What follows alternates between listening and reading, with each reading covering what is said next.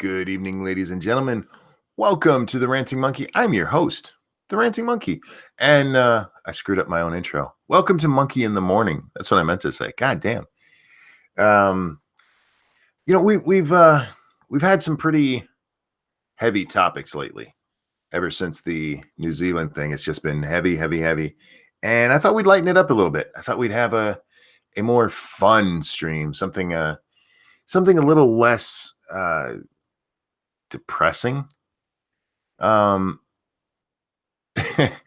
I was watching a documentary about Michael Jackson, and they were talking about how his children weren't allowed to watch anything except for approved movies.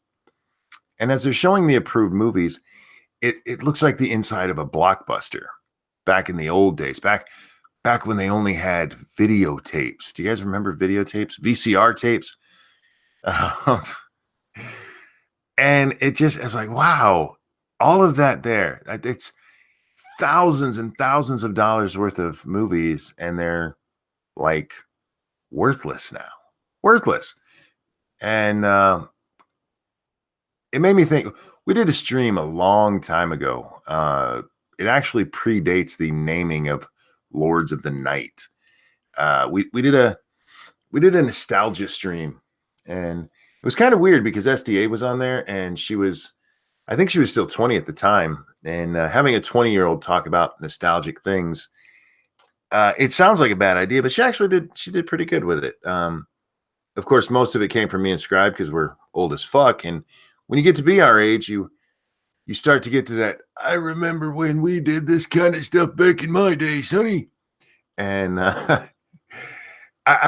I don't know. There's just been several things recently that have reminded me of that stream, and the things that my granddaughter will never know. For instance, I was watching an episode of Married with Children the other day, and I think it's Kelly has a show that comes out on Fox. So everybody, when the show starts, everybody get in Fox viewing positions, and each of them grabs some piece of metal and holds it up in some weird angle. And you just don't have that anymore. You don't have putting a metal coat hanger in the antenna spot for your TV because the antenna broke off. It's not a bad thing that stuff's gone. It's just, it's weird to think about how much the world has changed just since I was a little kid. I'm not that old. What day is this? Hang on, let me see. In a month and 4 days, I'll turn 44. That's not that old. And in that time, we went from color TV. We'll say color TV, even though there were still black and whites. We had several black and white TVs in our house, the little ones that you'd put in somebody's in a bedroom, because you had the big one out in the living room. Some families would put one in the kitchen, which I never understood. And then, maybe a little black and white in the bedroom. We went from that to little phones that you can watch TV on in color, in HD, anywhere you go. And that's so amazing to think about that we've come that far. Now, I've said before, I really wish they would put more of that research into things like cancer, but hey, if they're gonna give me better electronics, I'm gonna take it. Video games went from these little handheld pieces of shit with dots on them to being able to play Breath of the Wild on the go. I mean, that's fucking weird. The amount of change just in, and most of these advancements came very, very fast. Words you can use to describe TVs, but not people. Black and white, colored. Well, you're not wrong, Shio. The one in the kitchen is for Mama to watch her stories while she's cooking. My mom never did that. She also never called them her stories. The only one she watched was Days of Our Lives, and she loved that show. Absolutely loved it. She would occasionally watch Another World, which came on right after it, but she wasn't as into that one. Zero says my lifetime. Yeah, it is so it's interesting. I'm not in a sad kind of mood. I'm actually I don't want to say uplifted. Um, I'm happy. I guess that's just the word I want to use. I'm in a very good mood, and one of the reasons for it is Stargazer Nights, who you guys know from the chat. She told us during our game stream earlier that her son is going to, I think it's Six Flags with his class, and they're staying overnight. And that's another thing that made me remember, back in the day, I used to love school trips when we go to amusement parks. Um, the first one I went to, uh, I was scared out of my mind because I'd never rode a roller coaster before. Just scared out of my fucking mind. But my girlfriend Serena was going too, and I wanted to impress her. She liked roller coasters, so I was like, "All right, I'll do it." And so we get on the what were we? Let's see, this was back in Norfolk. So I think I was 12. I think I was 12. Yeah. So we were the kind of girlfriend and boyfriend that we'd hold hands and we'd give each other little pecks. Never any tongue. We were too young for that. But she was my girlfriend. And I remember we went to King's Dominion. No, the first one we went to was not Six Flags. Busch Gardens. That's the one. And I'd been to Busch Gardens before, but I didn't ride anything that went up that high because I am deathly afraid of heights. But here's the thing about men. Uh, we will do really stupid shit for women, especially to impress women. And I wanted to impress her. So yeah, we get on this. We get in line for the Loch Ness Monster. Oof. That's a big motherfucking roller coaster, guys. And we get in and we sit down and it starts to take off. And I am shaking horribly. Luckily, the car kind of shakes too, and you can't tell. You couldn't tell it was me. Ethan Long, thank you. Wish I could hang out, but I got to work in a few hours. Here's some money and have a good one, monkey. Thank you so much, Ethan. You have a great night at work. I hope it passes really fast for you. And I hope your boss, for no reason, decides to give you a raise. So yeah, we end up riding this whole thing, and I actually liked it. It turned out I liked it, and I love roller coasters now. I'm sad that I can't ride them anymore. But yeah, I did that just to impress a girl. I've done a lot of things in my life just to impress a girl. But yeah, her son is going on the senior class trip, and I hope they have a lot of fun. One thing I tell kids at that age is like, guys, enjoy being a kid. I tell them, especially when they get into high school, it's like, enjoy being a kid. It passes so fast. Just have fun. Just have fun. That is your job as a kid. Do your schoolwork and have fun. And I really hope they do have fun there. What was I doing this for? Oh no, I was doing something else. Sorry, guys. Talking to myself because I'm the least professional monkey on the internet. That should be my fucking theme song. Least professional monkey on the internet. Guys, if you'd like to support the channel, there is the $ down bottom. I just threw the Streamlabs in there. You can like it, share it, tell your friends about it, tell them to come hang out because we have a good time here. Ramen says, I've never been on a roller coaster before. They scare me just looking at them. Oh, dude, when I'm on a roller coaster and we're getting near the top and I look down and I see how high up I am, my heart skips a beat. My whole body just goes in this weird feeling that I can't explain. And then we crest. Once we crest and we start going fast, I'm fine. It's just that climb. So I'm like Miley Cyrus now. It's the climb. It's the climb that scares the fuck out of me. The rest of it is fine.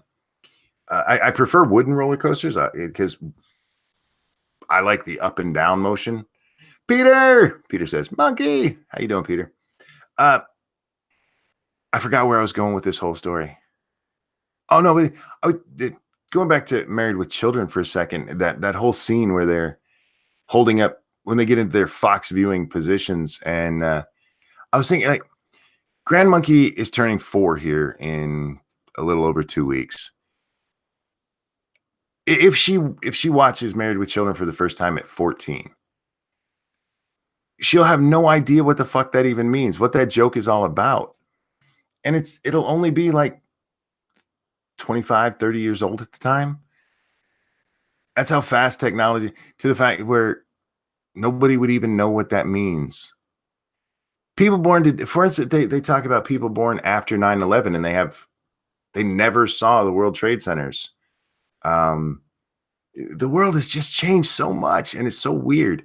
It's one of the reasons I like history. I like learning about how things were. Like my dad, when my dad was young, if he wanted milk, he had to go milk a cow. He didn't there was no jumping in the car and running down to the store and picking up a gallon of milk. He had to go pull on some cow titties. And my dad, let's see, he was born in 1950, so he'd be 68 if he were still alive. That's not that long ago. And yeah, there's still people, live in farms and rural areas and stuff, but I live very close to where he did. He grew up just down the road. So it's not like he was way out in the sticks and I'm not. I'm out in the sticks too, but I can go down to the store and it takes me 2 minutes to go get a gallon of milk. And yeah, he had to go pull on them titties. Teats. Isn't that what they're called? Teats. I'm not a cow person. I'm not a country boy. I don't know how the fuck I ended up here. Dad was country. I am not. Uh Hotep says, I wonder, do people still get milk delivered? I don't know. There might be some places where it's done. My dad was born in 36. Wow. Depression baby. That was a that was a rough time. My grandparents, man, uh, they were all from the Depression era, and they were all what you expect from Depression era people. You save everything. There's everything that goes on your plate, you eat. Uh, there's no wasting of anything. I think we kind of need that back, actually. I think it's one of the problems that we're facing right now with overindulgence is we just have too much. We got so much. Um, that's a good thing. I mean, that's a good problem to have. It's better than the opposite. But man, my grandfather would he'd make he'd like make a chicken and you eat the chicken and then he would boil the bones. And I know a lot of people still do this, but this is what he did. I mean, he would feed the family for a week on one chicken. And like I couldn't do that because we'd eat the chicken and throw away the carcass because we don't eat chicken soup. Schwann's is still a thing, monkey milk delivery. I suppose so.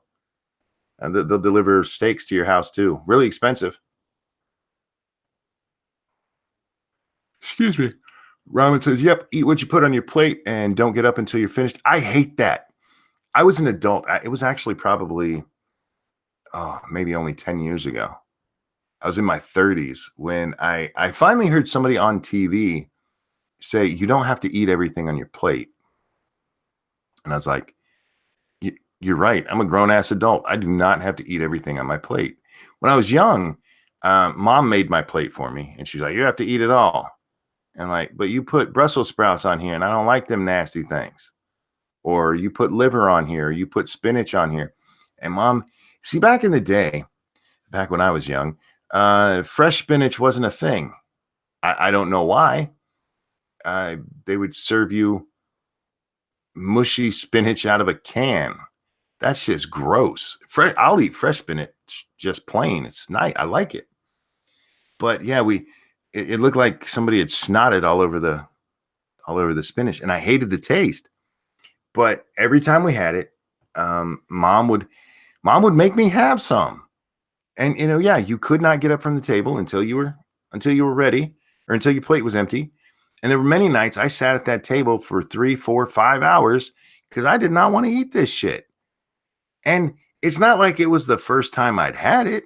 I'd tried it before. I didn't like it, but mom was convinced I had to have it for some fucking reason. And yeah, it took me a long time to get into the mindset that you don't have to eat everything on your plate. And I never made my kids do that. Um, in the 20s and stuff, back when they had no food, yeah, that made sense. Eat whatever you can. Nowadays, when we have so much, no, just eat what you want. And it sounds so spoiled, but throw the rest away. Actually, what I do with most of it is throw it out in the woods for animals. And I know, yeah, that'll probably bring in the predators, but it hasn't yet. Raccoons mostly. Raccoons love that shit. Monkey didn't eat Brussels sprouts. That's why he's crippled. Look, Brussels sprouts are disgusting, and I did eat them. I'd have to eat one every time we had them. Those things are fucking nasty. It's like somebody took a cabbage, shrunk it, and shit it out. It's like they put it up their ass to shrink it and waited till it got small, and then they actually shit it out. It's disgusting. Stacy says, as a kid, I chowed down on spinach and Brussels sprouts. You're weird. You're very, very weird. Spinach in a can is really nasty, Monkey. I agree on that point. It is. It's fucking gross. Richo says, just put salt on. There's not enough salt in the world to overtake that nasty. Brussels sprouts are the devil's nuts, guys. Don't eat them. They're gross, and they will give you, they will, I'm trying to say something nice that's not too horrible, but still horrible. Brussels sprouts are just gross. Don't eat them. You know what? You guys eat all of them, so I don't have to even see them anymore. I used to eat raw cabbage heart with salt when I was a kid. That's weird. But if you liked it, that's good for you. My problem was that Mom always gave these to me, even though she knew I didn't like them. She knew I didn't like them. And she'd put them on my plate and then tell me I had to clear my plate. Like, you made other stuff that I do like. There were always sides. Even when she made livers, like I'll eat just the sides, macaroni or corn or whatever. I just don't want to eat that nasty shit. Mom was anemic, so we had liver and spinach a lot, and it was gross. Herpes. Why? What's up with the herpaderp, James? Cauliflower and cheese. I'm not a big cauliflower fan. I don't like the texture when you're chewing it. It's not good for me. Same with broccoli. I like broccoli cooked in stuff. I don't like it by itself. I'm good. Little Butt loves it, man. Little Butt loves that stuff. Now we're getting kind of off topic. I'm just talking now. Grilled onions are great too. When I was little, I didn't hate onions, but I wasn't a big fan. If they were on something, they were fine. But if I had my choice, to be like, nah, no onions. Now I will just eat onions raw. I fucking love onions. Fried liver and onions are a treat. No, fried liver and onions are nasty. The only way I could eat liver was to absolutely smother it in ketchup, quickly chew it as best I could, and just swallow. Yeah, like some woman on Pornhub trying to make money. I just swallow it as fast as I could. Anyhow, I was trying to think of things that that Little Butt will never know. Never know. She is 40 years younger than me. And there's tons of stuff that I've been through or watched or seen or listened to that she'll just never know because the world is so different. And again, I don't think it's a bad thing. I think change. I'm not one of those people who can never change. We joke about that I'm not good with change. It depends on the kind of change. Moving from house phones to cell phones, that's great. That's great. This is one. There's an episode of Married with Children where Al goes to pick up and use the phone, and Kelly's already on it. Like, that's something my granddaughter will probably never have to deal with. And Devil Fruit Zero, yeah, dial-up internet. That's not a thing anymore. And Batman says vinyl records. Actually, vinyl records are back, and they're expensive as fuck. When vinyl records were going out of style, they were actually at one point the cheapest thing you could buy. Now they're like $22, $23. Walmart's selling them. They're selling them. They sell record players and the records, and there's some good ones in there. But here's another thing. There's a lot of people who love the sound of vinyl. I hate it. I don't need to hear scratches and shit in my music. But if people like it, that's cool.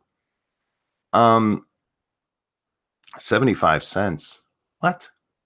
Mata, what? James says rotary phone, rabbit ears on the TV. Yeah, we talked kind of about the rabbit ears. Yeah, guys, the VHS thing we've mentioned a little bit already. Rotary phones, yeah, they're still around. You can still order them and buy them and stuff, but they're a novelty. They're not something everybody had in their house. Dial-up internet sucked. Took 20 minutes to watch a 2-minute porn clip. Yeah, yeah. It was easier. What I did was I forget what the website was called. Fuck, I don't even remember. I actually gave it to I sent that link to my friend's son when he turned 18. Like, here you go, enjoy this.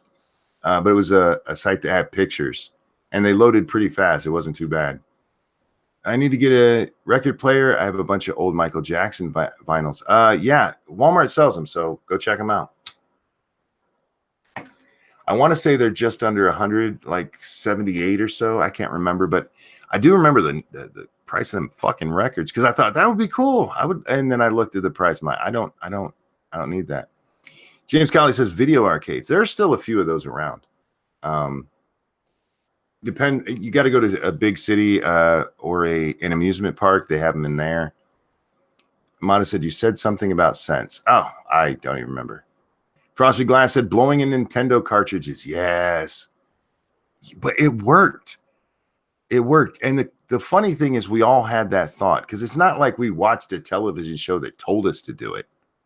It's like, okay, it's not working. Blow on it. And it worked for some fucking reason. Batman says the TV getting interference when a poorly insulated car went past. Oh, yeah. There were so many things that caused interference. And not to mention the fact you had no choice in TV, especially during the daytime. Like if you were sick at home from school and you're laying up and maybe you had a TV in your room, you better like soap operas. Soap operas or game shows. Paying 10 cents a minute at 33 baud internet. Oh yeah. You remember when they used to charge by the minute? Or yeah, fucking dirty bastards. It didn't cost them that way. They charged the fuck out of people. Jack Gunsky says I'm feeling extremely black-pilled right now. Were you talking to Polly? He's black-pilling everybody now. Wait, you people were blowing your GUI loads into Nintendo games? Bloody American. Yeah, that's how we made them work.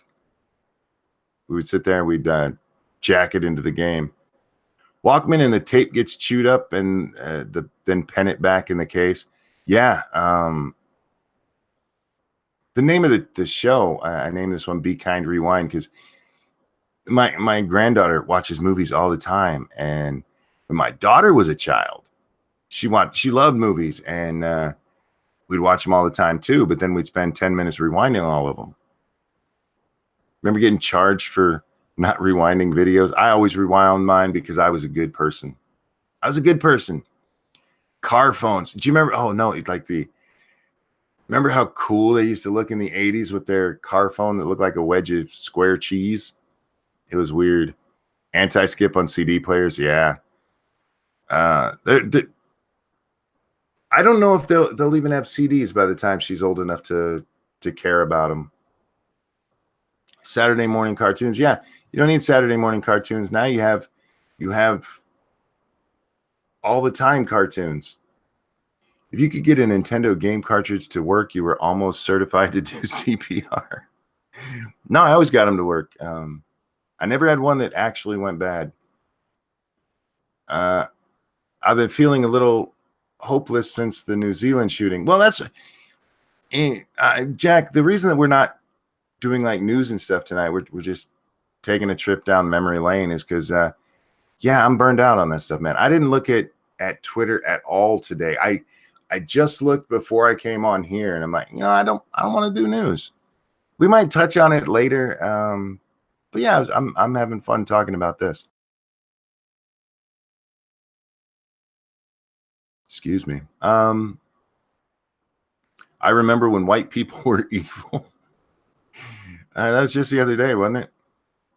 The race car rewinders. Oh yeah. They used to try to make them look cool. My Sony Walkman still works and my iPhone is broken as fuck. I dropped the iPhone once.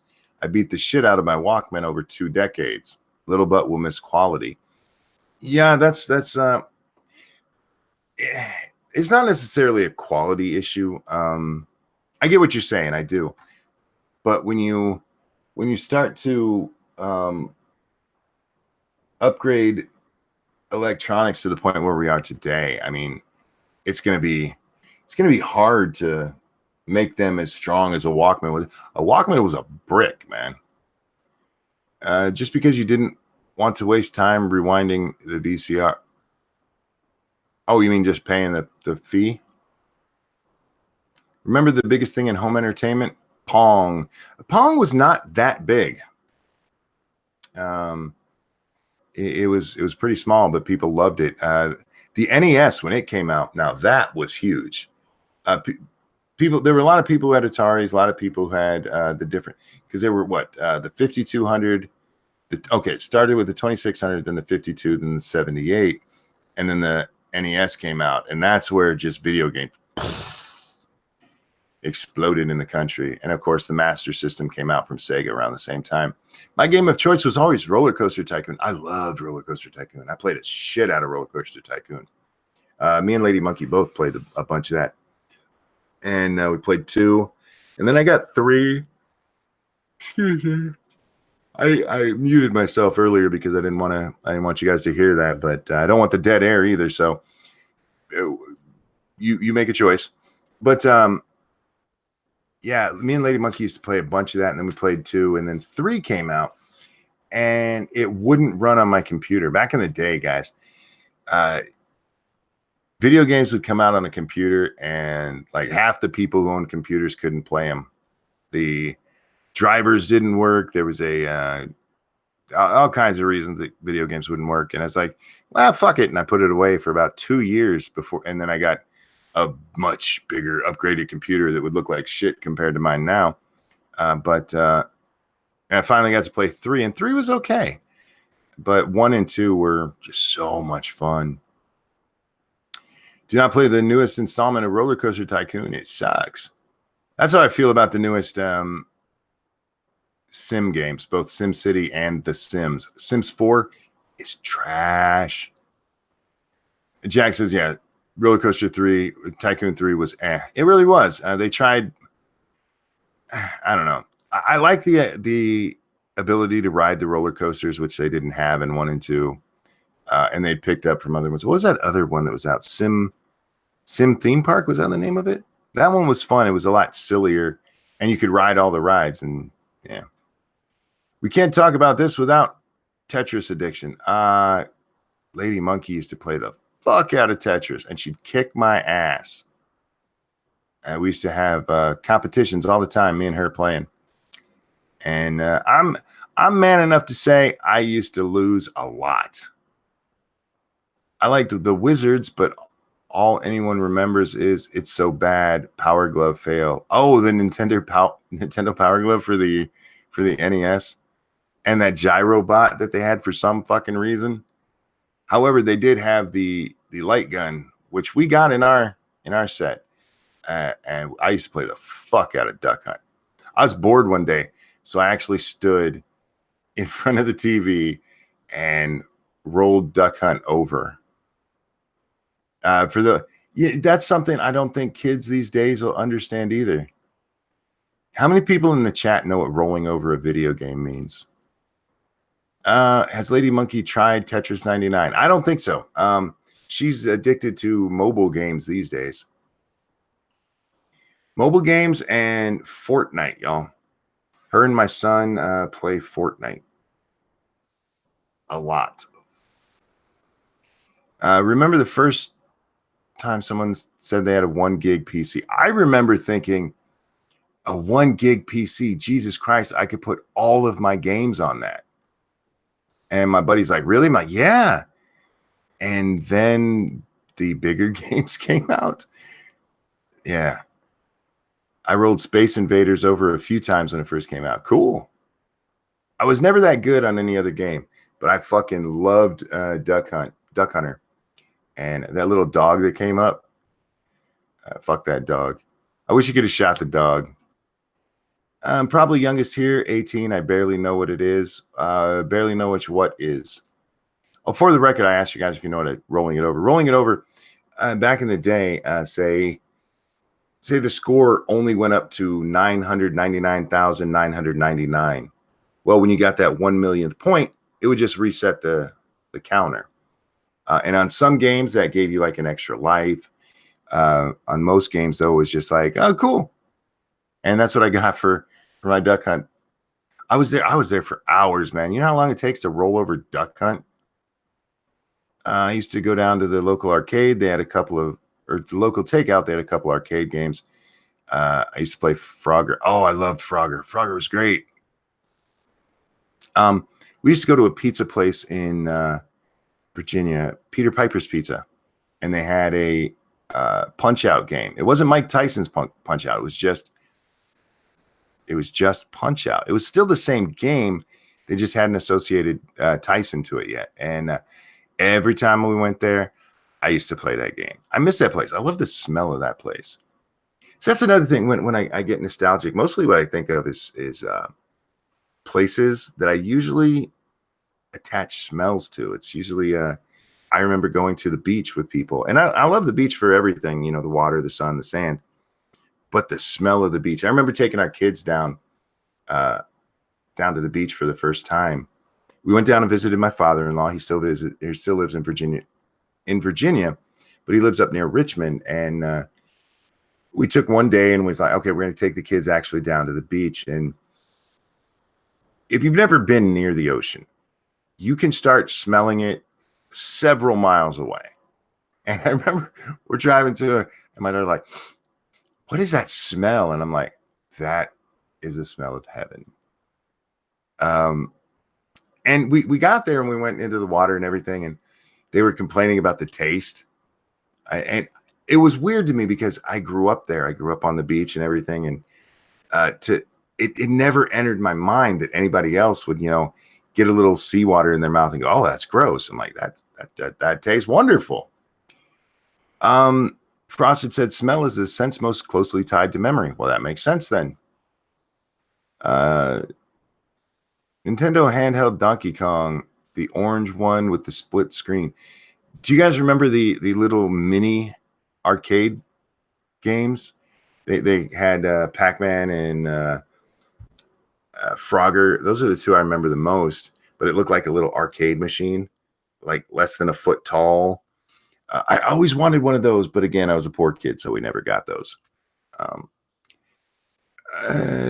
Pong and Blocks, not phone game, but old Atari, one stick, one button. I'm not sure what we're referring to there, but I do remember the old Atari. We used to play the fuck out of the Atari 2600. This is what used to happen. Oh, yes, I do remember Defender. This is what would happen in my neighborhood because we had an Atari, and we would go like weeks playing outside and everything. And then just one of us would be like, you know, I'm gonna play the Atari today. And then for like the next week, that's all anyone wanted to do until we got bored with it. And then we went back outside for the next week, 4 weeks or so. Sleepy Doodle says, what's wrong with The Sims 4? Well, it was how do I want to say this? What's the word I'm looking for? It was a downgrade from The Sims 3. I get that it's got a little more character to the characters. They have more facial reactions, blah, blah, blah. You can build houses a little bit easier, blah, blah, blah. But when it comes to the actual gameplay, in Sims 1 and 2, you were basically restricted to your house.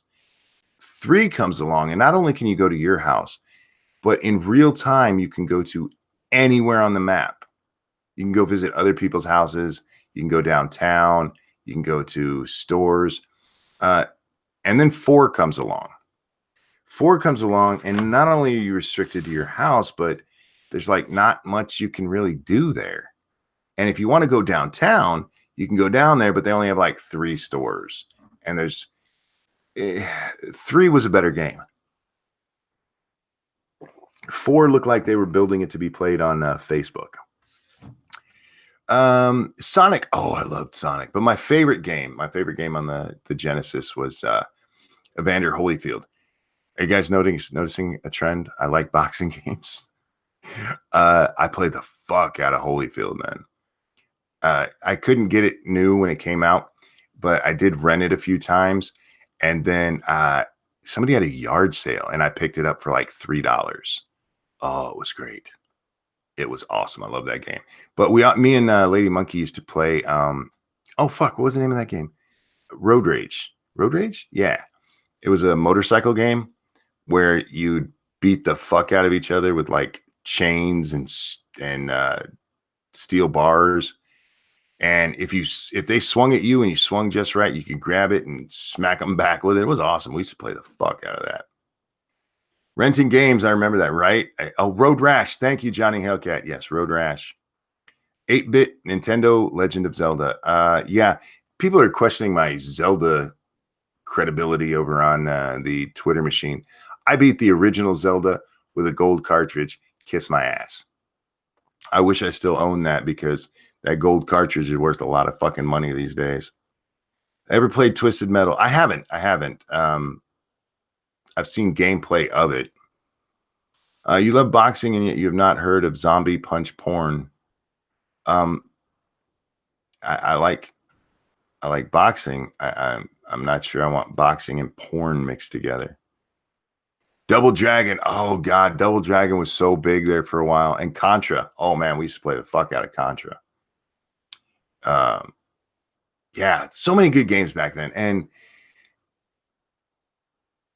sometimes I remember reading a editorial in the back of PC Gamer, and the guy had just bought one of those emulators that played all kinds of games from like the 90s. And he said he plugged it in and he was just so disappointed with playing it. And the whole reason was because he had very fond memories of the game. But if you go back and look at them compared to today's games, they're just trash. I mean, they still have a good premise and everything, but they're just trash. The look of it, the music, it's garbage. Remember when politics was restricted to the news, Monkey? Yeah. I mean, you'd have political discussions, maybe when some guys got together in the neighborhood and they were like cooking a barbecue for either the whole neighborhood or like 3 families get together. You might hear the guys talk about it a little bit, but then yeah, it was what was on the news. I still play my PS2. Yeah,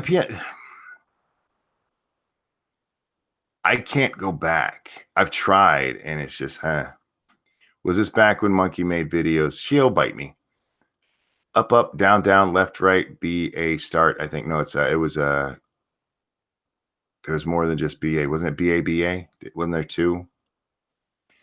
Going looking, and thank you for listening, Ramen. I wish that I had neighbors I hung out with. I never see my neighbors anymore. I don't miss that part. I wish we had a bigger neighborhood where like the kids could hang out with each other.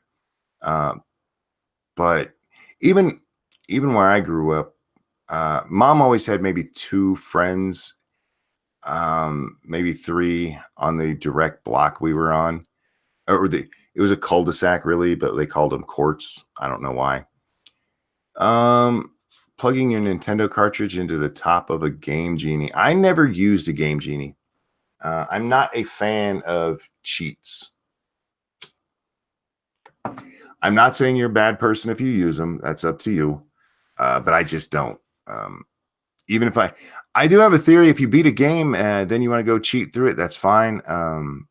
But for me personally, I'm not going to play a game if I have to cheat through it. The only time I've ever used a cheat is if there's a broken part of the game. I had to do it in a computer game. God, I'm trying to remember which one it was. I want to say it was Neverwinter Nights, but I don't think that's right. But there was a quest and it just it was broken and there was no way to get around it. And the only thing to do was to use a cheat to put the item in. The funny thing is that different versions of the code that worked on other Konami titles. Oh, you're talking about with the Game Genie? I do remember the first time I learned how to do the 99 lives trick on the original Super Mario Brothers. And I remember the first time that I beat that game because I ran outside to tell my little brother. I remember the first time I beat Punch Out. The first time I beat Punch Out was the same day that Mike Tyson lost his title.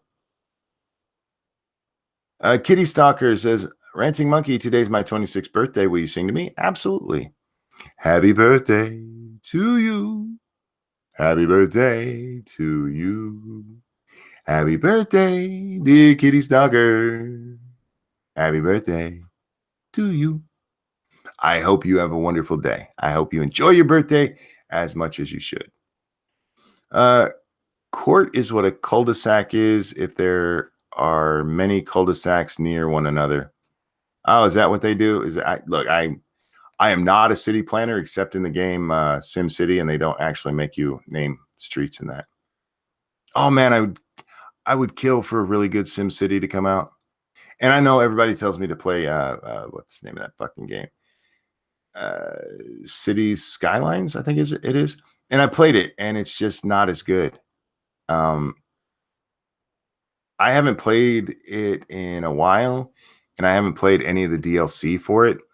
But just the base game, it was too easy to figure out how to. I'm using air quotes here. Win.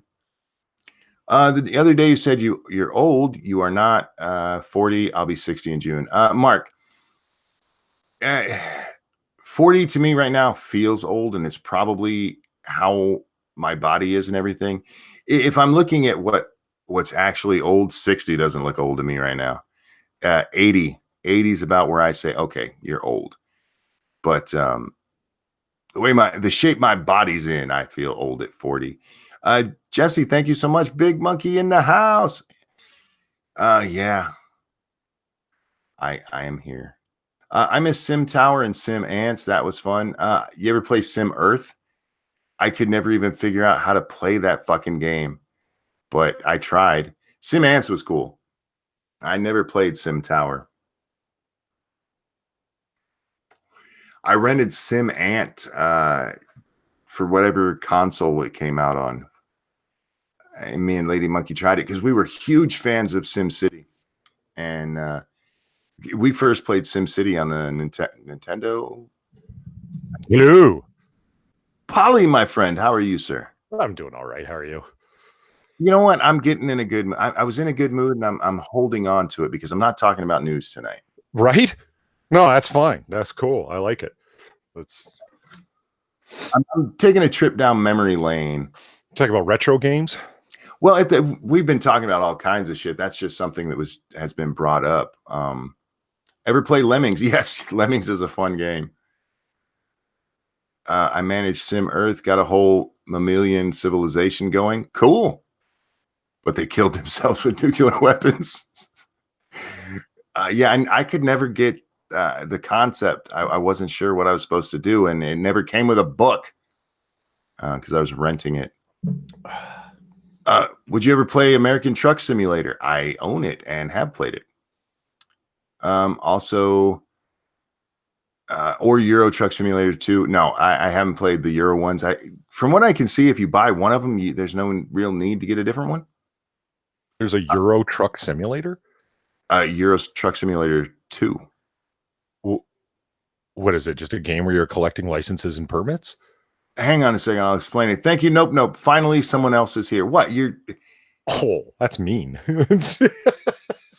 Press 1 in the chat if you have been bored with me so far by myself. Have you been rambling monkey tonight, not ranting? No, I haven't ranted. No, because like I said, I'm chill tonight. I'm chill. No, that's fine. One can rant positively, I like to think. No, Euro Truck Simulator and American Truck Simulator are long haul trucking simulators. It's a game where you take a load from one place and drop it off at the next. And just driving down the highway or driving through the city. And yeah, it's actually, it might sound like it's boring as fuck, but it is so calming and addictive. I don't know why it's addictive, but yeah, you just remember the Chasing the Dragon addictive game in South Park? South Park. Heroin simulator, yes. Yeah, heroin simulator. Come on, catch me. The purple dragon that's always like one step ahead of you as you're walking with your arm out trying to stab it with a needle. Man. That episode is underrated in terms of how incredibly clever it is. It's the Guitar Hero episode, and it is awesome. It is fucking amazing. Yeah. They're simulated rock stars, so they go through a simulated rise to fame and everything. It's Batman says, can you remember getting a train set for Christmas and your dad hogging it for weeks on end? I never got a train set. I was never really into those. And I don't mean to bum you, but Dad wasn't around for Christmas most of the time. He was usually off at sea. Serving his country. Indeed. So we got to play with our toys. I'm sorry to hear about yours. Do you drive into buildings and explode? Is your character... Look, I don't know if you can do that, but I have purposefully rammed my truck into other things. When I first started playing Microsoft Flight Simulator, the first thing I did after I got, my bearings was crash into a building. We used to see how well we can crash into buildings. Have you ever seen those guys who take their flight simulator really, really seriously? Yeah. Like they get the specialized aftermarket pedals and controls and everything. Like the regular ones that they sell aren't good enough. They got to buy the super special, hyper accurate third-party models. Oh yeah, nuts. Well, I love PC Gamer. I used to before it went to shit. And there's this guy, he wrote it wasn't an opinion piece, it was just a column. He's talking about how he sat next to this guy on a flight, and the guy was flying along with the plane. Really? Yeah, the whole time. And the guy who worked for the magazine kind of fucked with him and got him all off track. But the guy was all panicking because he's like, we're not where we're supposed to be. And he's like, it's okay. Anyhow, you ever drive your truck on the sidewalk? I haven't played that much. I think I might have 2 hours in on it. And part of that was learning just to drive. Hey, you want to hear a mob story? Sure. Okay. Festering Wound and Circus Zero brought up some mob stuff, and it reminded me of this thing I was reading about the other day. So you have Anthony Spilatro. He was the mob boss of Vegas. Now, Vegas has always been an open city. Nobody can lay claim to it. In terms of the Italian mafia, nobody can lay claim to it. But there's a hell of a lot of New York mafia there, or quote, the outfit, as they get called, right? They're only called the mafia or the mob or the five families in New York. Anyway, Spilatro was the one sent out there to overlook outfit business there, particularly the skimming of 3 different casinos. And he's Joe Pesci's character in Casino, if you've ever seen that movie. Oh, yeah. Yeah, that's who Pesci's playing, is Anthony Spilatro. Or in Casino, it's Nicky Santoro. Is the character's name that they cover him up with. Anywho, there's a story that kind of it's referred to a little bit in Casino, but it's something that actually happened, and the real story is actually more interesting and more bloody. So there's a guy... Time out. Before you get to it. Sure. Johnny Hellcat, thank you. My parents used to give me shit for playing video games, which is funny because my mom beat Legend of Zelda, and my dad beat Zelda 2. I never beat Zelda 2. I couldn't get into it. Anyway, so we're talking about mob. What's up? Why are they giving you shit if they play games? I don't get it. I'm probably thinking he played too many. But they're the ones who like played through these ultra nerd games. Is that what I'm getting? I'm not picking up the joke. He's just explaining that it's kind of weird. Oh, okay. So the where was I at? You were just starting the actual story.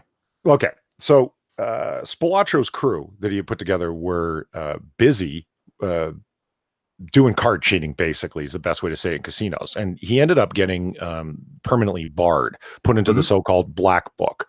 That's one of the ironic things, or one of the funny things in that movie. They say there's only 2 names in there for the whole country, and one of them is Al Capone. It's not true. There was actually about 50 names in the so-called Black Book, which just means you're prohibited nationally from entering any gaming establishment where it's legal to gamble in the state because of your unsavory nature. And Spilatro ended up, because of all the bullshit he was pulling in Vegas and all the card cheating he was doing and so forth, fixing slots machines and so forth, ended up getting his name put in the Black Book. So he couldn't go into a casino. The mob boss of Vegas couldn't enter into a casino when he personally was put in charge of overseeing the skim on 3 different casinos in town. Nice, huh? So this is the spot he finds himself in. So anyway, he opens a jewelry store called the Gold Rush, which actually the remnants of it are still there in Vegas off the Strip. And he starts knocking over, taking different scores, heisting trucks, shipments, expensive places, lifting safes, you know. Mm-hmm. And his second story guy was a guy that they nicknamed Blue. Blue's driving home one day, and the FBI guys that are tailing him, actually, no, it was local Metro Intelligence that were tailing him. When he gets out of his car, they think he's got a gun, and he starts walking towards them to tell them off. Like, hey, the fuck, man, you guys have been following me around for a week now. You know, this kind of thing. Like, he's just frustrated with constantly being tailed. When he walks over to them to cuss him out, he's got a submarine sandwich wrapped in tinfoil in his hand. And the cops later claimed that they thought he was walking up to them aggressively with a gun. So they blow him away. Wow. Right. So Spilatro and his crew, by this time, were pretty heavy-duty cocaine addicts. They heard about this, and they plant a gun on the guy and say, no, he did actually legitimately have a gun. And it's like, why did you guys have a drop piece on you? You know what I mean? Like, it's clear even if reasons, you know. And it turned out that gun itself had been stolen, had been registered into the police property room, but had later disappeared, meaning it had never been signed out. So It was stolen, and it ended up in Blue's hand at the site of a police shooting. So in any case, Spilatro and his crew hear about this, and they get so mad because this is their longtime friend from all the way back in Chicago. So they go to the 2 cops' houses and plus the deputy chief of police and shoot up all their houses, meaning they just go there with shotguns and Uzis and just from across the street just fill the front of the house full of holes. Damn. Now, allegedly, because that was never proven, they never got busted.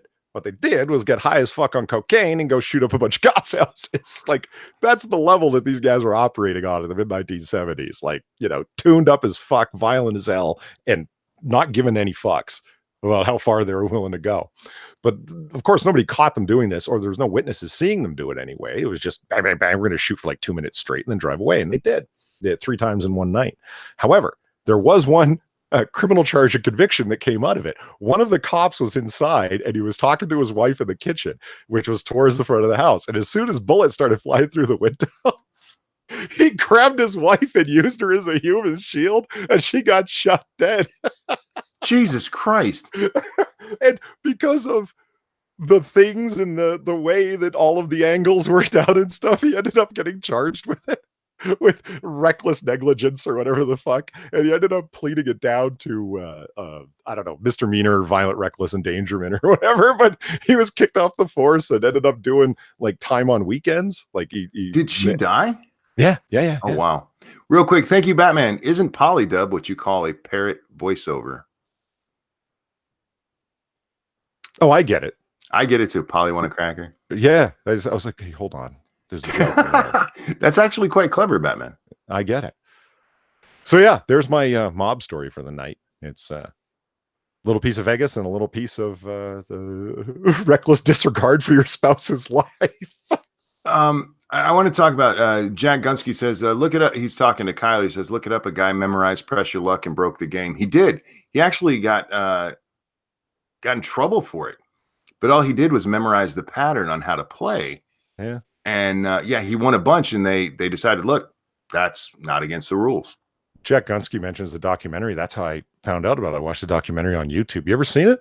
Oh, yeah. There are several game show cheating scandals from the past. The biggest one being, what was the name of the show? Quiz Show. Quiz Show, yeah. And they actually made a movie about that one.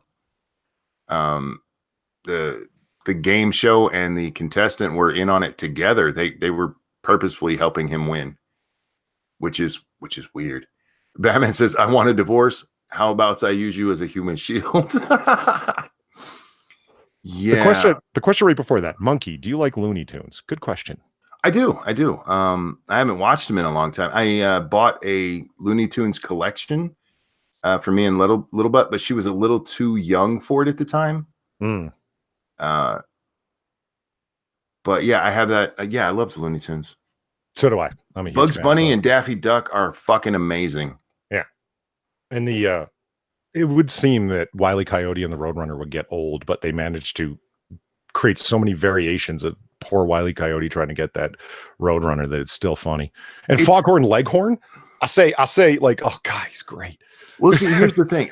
Looney Tunes weren't made for kids. It's probably why they hold up. Yeah, exactly. It is. And that's why the best characters in it were always these smart-ass ones.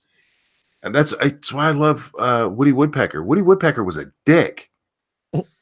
He was just a dick, and I fucking love him for it. Older Daffy is better. Yeah. I like the older stuff. Going back to Saturday morning cartoons, which somebody asked about earlier, the only ones I regretted missing was the Looney Tunes. I didn't care, and maybe Scooby-Doo, but I didn't care about the rest of them. Like Super Friends, I'm like, I love Batman and Robin, but what? I don't know. Well, here's the thing, Polly. I like to sleep in, and the only day I could sleep in was on Saturdays because we had church on Sunday and then school all through the week. The only day I was allowed to sleep in was Saturday, so I missed most Saturday morning cartoons. Every once in a while, I would wake up early enough to watch them, but yeah, for the most part, I missed them. That's why I loved when they started coming out on like the UHF channels. That's another thing. People, my granddaughter's never going to know what a UHF channel is. Well, you can tell her. I can, yeah, but it's not something she's ever going to experience. I loved Droopy. Droopy was awesome. And he was also one of Lady Monkey's favorite characters. She loves Droopy Dog. She also loves Eeyore. I think she has self-esteem problems. Counting the fatal accidents the Coyote has is a fun game. Oh man, he would be dead so often. They blow him the fuck up. They drop him off 1,000-foot cliffs. Strap him on a rocket and run him into a fucking canyon wall. The funniest ones with him were always the ones where he would like do an elaborate plan and then immediately kill himself. To me, the funniest one was the two that they did where he was Wile E. Coyote, super genius, where he had the English accent and everything. Remember? Oh yeah. Tom and Jerry should never speak. I love Tom and Jerry. The Jessica asks Polly Monkey if Mel Blanc, who voiced them, was still alive. Would you want to meet him? He's the legend of voice acting. I mean, absolutely. My God. That I remember, I just want to look it up because I remember seeing something that somebody had from Warner Brothers had drawn back in the day, a memorial thing for Mel Blanc passing away. Oh, look at wow, that's awesome. Like that's sad. That's really haunting. You know, see, again, this is my trip down memory lane and kind of a things kids aren't going to know about today. That's one of them. They're not going to understand the importance of that. Yeah, I mean, it's like all of those characters and more, one man. You know, it's just God. That guy was a talent. Yeah, and again, that's why I like the rapey skunk, Pepe Le Pew. Pepe, yeah. What was it? Does anybody know the cat's name? The cat he was always trying to rape. Well, he just called her Mon Chéri. I don't ever. I don't know if she had an actual name though. I would imagine later on she was given one by the time of Space Jam, but I don't think she had one in the original 50s cartoons. Yeah, but see, those were made for adults. That's why they were so adult-like. Yeah. Tweety Pie was the living incarnation of evil. I never liked Tweety and Sylvester. I don't know why. They just didn't do it for me as well as like Tom and Jerry or Roadrunner and Wile E. Speedy Gonzalez is the only one that I was like, oh, it's a Speedy cartoon. Nah, that was I a like little. Speedy, but I liked his slow cousin or brother or whatever. It was his cousin, wasn't it? He had a slow cousin. He did? Yeah. I don't remember that. That's hilarious. Somebody help me out. What was his name? It was something Rodriguez, wasn't it? I can't remember, but yeah, he had a slow cousin, and he even talked slow. You know, Uh, the Batman says that was not an English accent. Yeah, I guess it wasn't. It was more like a hoity-toity, Yale accent kind of thing. See, there's Slowpoke Rodriguez. That Really? was his. Yeah, yeah. If you can find a clip, look him up. He was great. How about Screwy Squirrel, Monkey, and Polly? I don't remember Screwy Squirrel. Screwy Squirrel was from Animaniacs, no? No, that was Slappy. That was Slappy. Never mind. I wasn't a big Animaniacs fan, and I know that's sacrilege, but I was a Tiny Toons fan. There's nothing wrong with Tiny Toons, but Animaniacs was genius. Thank you, Snubbirth. Penelope Pussycat. Don't remember that one. See, and there got to be a time where this cartoons came so fast. Back in the day, you'd have like 6 on in the morning on Saturday morning cartoons, and then they realized you could put cartoons on after school. That's when I used to watch Teenage Mutant Ninja Turtles. Was after school every day. So yeah, started to get more and more. That's the cats. Oh, that's Penelope Pussycat was the name of the cat from Pepe Le Pew. Really? Cool. Huh. I feel like her name is a little dirty. Penelope. Okay, yeah. Got that, guys. The movie E.T. You know what? Even before Steven Spielberg went back in and put walkie-talkies in the place of guns, I never really liked that movie. It was the biggest thing ever. I loved the cereal, but the movie itself, I didn't much care for. Are you a fan of E.T.? No. I don't know. It just didn't do it for me. When I was a kid, I was like, I don't know. No. I mean, didn't I remember, care. being shown it, but I was just like, yeah, it didn't do nothing for me. I was into like science fiction and stuff. To me, it was the same as The Wizard of Oz. Everybody loves it, and I'm sitting there going, I don't like it. I only saw The Wizard of Oz for the first time like 2 years ago. And so I was completely judging it with like zero nostalgia, and I got it. That's when I was on that big kick. I think I was telling you. with all the before, old movies, yeah. Yeah, the big movies that I've never seen. I want to go back and see them and see if they live up to the hype. What'd you think of it? I thought it absolutely did. I thought the pageantry was amazing. The dance sequences, the colors, the fucking size of the sets, the songs. Yeah, it's like, okay, I get it. With the exception of the fucking Munchkin Village, which was just fucking creepy. I just never liked it. Johnny Hellcat, thank you. Speedy Gonzalez, like everybody's sister. And thank you, Uncle Sam. How about the Hanna-Barbera cartoons? I loved Hanna-Barbera. Yogi Bear was my favorite. I just loved him because he didn't give a fuck. All he cared about was food. Yeah, for Hanna-Barbera though, for me it was Flintstones and Jetsons. I have my Jetsons pajama pants on right now as we speak. That's I'm a big fan of Hanna-Barbera. The Flintstones were hit or miss for me. They were never like always good. There'd be like some like this one's stupid. I don't want to watch it. Somebody had asked us about the Three Stooges. They're okay. I think I liked them a lot more when I was younger. Watching people beat each other up is not. That's going to sound funny because I love boxing. Watching people beat each other either up for comedy, it just doesn't do it for me. I understand slapstick, I do, but there's only so many times you can watch it. So many things you can do. So many times you can pinch somebody's nose or poke somebody's eyeballs. You a Stooges fan? No, I'm not. I honestly don't get it. It's physical comedy, okay, but yeah. Yeah, they just did. I mean, it was the same thing over and over. So yeah. Man, everybody loves their old cartoons.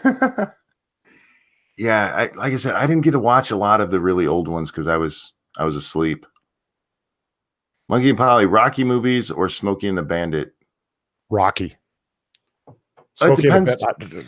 God, there was never a point where Burt Reynolds didn't come across as a creepy dude to me. At every point in his career, It depends on what you want. I mean, I like both. I would probably go with Rocky overall, but if you're not a fan of sports movies, you'd probably and like comedy, you'd probably like Smokey and the Bandit. Smokey and the Bandit does have a lot of funny stuff in it. eh. Plus, it has Eastbound and Down, which is What's that? it's a song, Oh, it's a song. Okay. one of the greatest songs ever. I'm just saying. All right. Let's see. Sally Fields was so hot. She was back then, man. She still had those really wide cheeks that bothered me. They look alien. If Jack was here, he'd confirm she's a lizard person. Flintstones, all I can remember is the one with the Addams Family. That song haunts me. Uh, what I really loved about the Flintstones is how they would find a way to make every star's name end with some kind of rock reference. Sure. They were really good at doing that. And I remember the only episode I really remember was the one where there's two actually. One where Barney he starts to get famous for singing. Somebody hears him singing in the shower and they're like, "Oh wow, he can really sing. Let's sign him to a contract." And they put him up on the stage and he starts singing and it's horrible. And they realize he could only sing in the shower. So they put him in a shower to sing. The other one was when Fred was learning how to bowl and he really sucked at it until he did this really elaborate thing where he like dances in a circle and gets up on his tippy toes to throw the ball.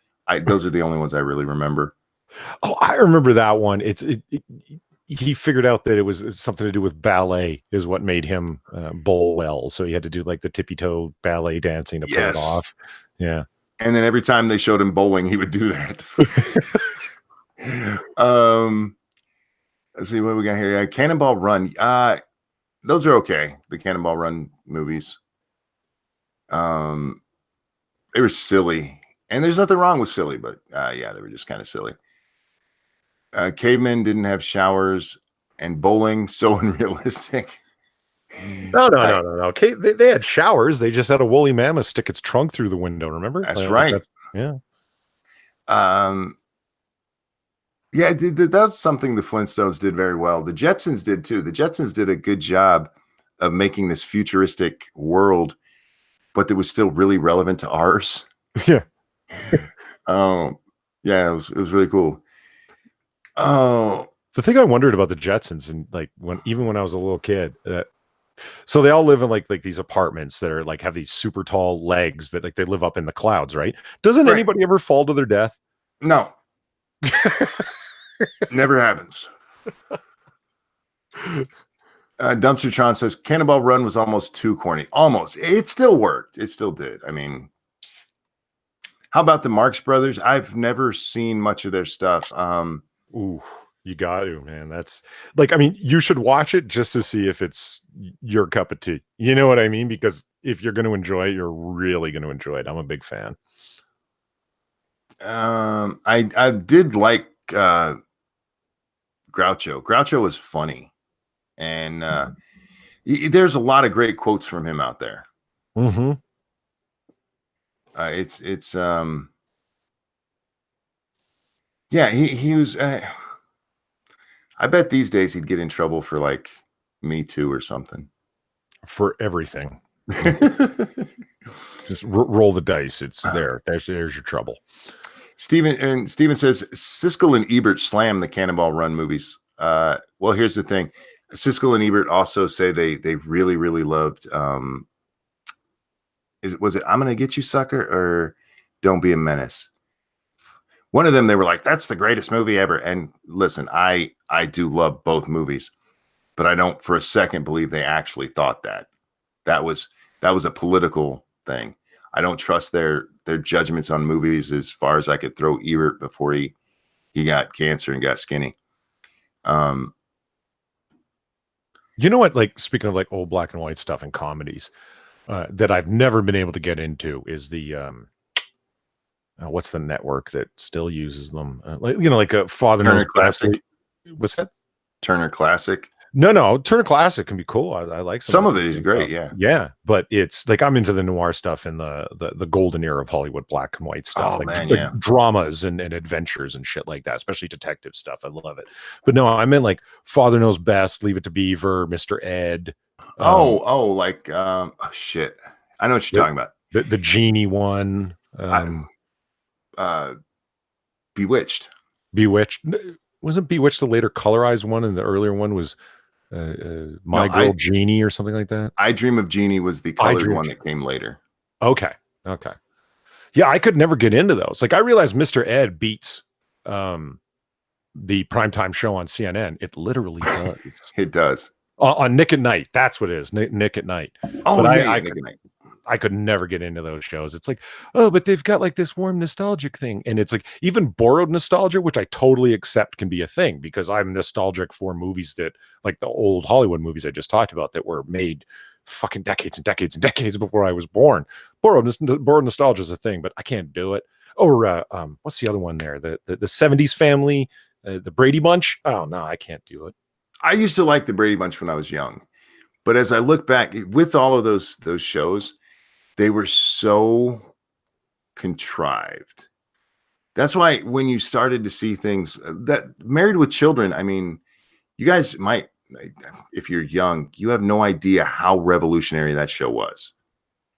Things that they say on there today, and look, they probably couldn't get away with saying them on TV, but so much of it in today's society, we're just like, oh, okay, no big deal. I mean, it's funny, but hey, it's okay. So the daughter's a slut. Hey, at that time, that was fucking groundbreaking because nobody had a slutty daughter on their TV show. You might have a slutty aunt. You might have a slutty old lady on like Golden Girls, but it was always very, even with them, oh, she really likes men. They wouldn't call her a whore. I mean, Bud would make jokes about how Kelly was giving people diseases. So it really was. Before then, I mean, even if you watch like Cosby, the family dynamic and all of that is so fake, so fake. It actually makes me wonder what the hell. Blind Girl says All in the Family. A little bit. That the reason that got more, or that it was so what's what I'm looking for, controversial, if you want to say that, is just some of the topics they covered. They still had, I mean, the daughter was a good girl. Yes, she was living with her boyfriend, and that was shocking for the time. But there wasn't somebody there talking about how she was giving him diseases, or the mom just sitting on her ass, not doing anything all day. Yeah, Married with Children opened the door to a lot of what you see nowadays. It's why HBO can have incest on their shows now. Archie Bunker when Edith died. Oh my God. If you guys have never seen that episode, even if you don't like the show, you should watch it. That is fucking heartbreaking. Excellent drama on a comedy show. Oh man. Do you remember your first kiss, Polly? Yes. Yeah. Now I'm talking about your first peck. Your first peck. How old were you when you and another little girl just had a little? No, that I don't remember. What about your first girlfriend? I'm using air quotes. The girl you never spoke to. Did you ever have one of those? The girl you never spoke to that was your girlfriend. Yes. You're going to have to help me understand that what you're talking about here. Oh, this happens to a lot of people. Like, okay, when I was in, what was it, 4th grade, I got a note from Lisa asking me if I would be her boyfriend. And I was like, sure. And then like 3 months later, I got a note from Lisa saying she didn't want to be my girlfriend anymore. I'm like, okay. In that time, I never spoke to Lisa. We would smile at each other. We would wave. I might have said hi to her once or twice, but we never spoke. We were kind of like how Stan and Wendy were before Wendy broke up with him on South Park. We just never spoke to each other. Okay. But we were boyfriend. That was my girlfriend. You never had one of those? I'm mostly impressed right now that you remember the 4th grade in any kind of detail. Oh, dude, I have. When we talk about my shitty memory, that literally is just my short-term memory. I have a great long-term memory. Huh. Yeah. Frosted Glass says, I knew Lisa. She was a slut. She was. She went out with Jasper right after she broke up with me. Bitch. And then she cut her hair into a rat tail, and I laughed my ass off. You know what a rat tail is, right? The haircut, yeah. But not on a girl. Lisa had hair that came down to just about mid shoulder blade. And she came in the day after she started going out with Jasper with all of her hair cut up to like a boy cut, except for the rat tail that still went all the way down. I'm like, she's your girlfriend now. Jasper tried to pretend he wasn't upset by it, but we all knew. I remember grade school. I was bullied 3/4 of it. Look, I'm sorry to hear that. I was never bullied. The only time my mother ever gave me permission to hit somebody first was because somebody was bullying my little brother. This little fucker dragged my brother around the playground by his coat, and the teacher did nothing. And so my mom said, "You can beat his ass," and I did. I was always the biggest kid in school, man. And because of mom, I'm glad my mom was like that. We had that rule: you never hit first. But yeah, this little fucker fucking with my little brother. No. I did not like bullies. I still do not like bullies. Couldn't you count Stacey Dash in that? In what? Cynic says people attempted to bully me. A girlfriend you've never spoken to, I would imagine. Oh, yes. We could count her in that. Okay, press 1 in chat if you had a boyfriend or girlfriend that you never really spoke to way back in grade school. I'm curious now. I thought everybody had one of those. Favorite guilty snack, Monkey and Polly? I don't have guilt. If you were to, what would it be?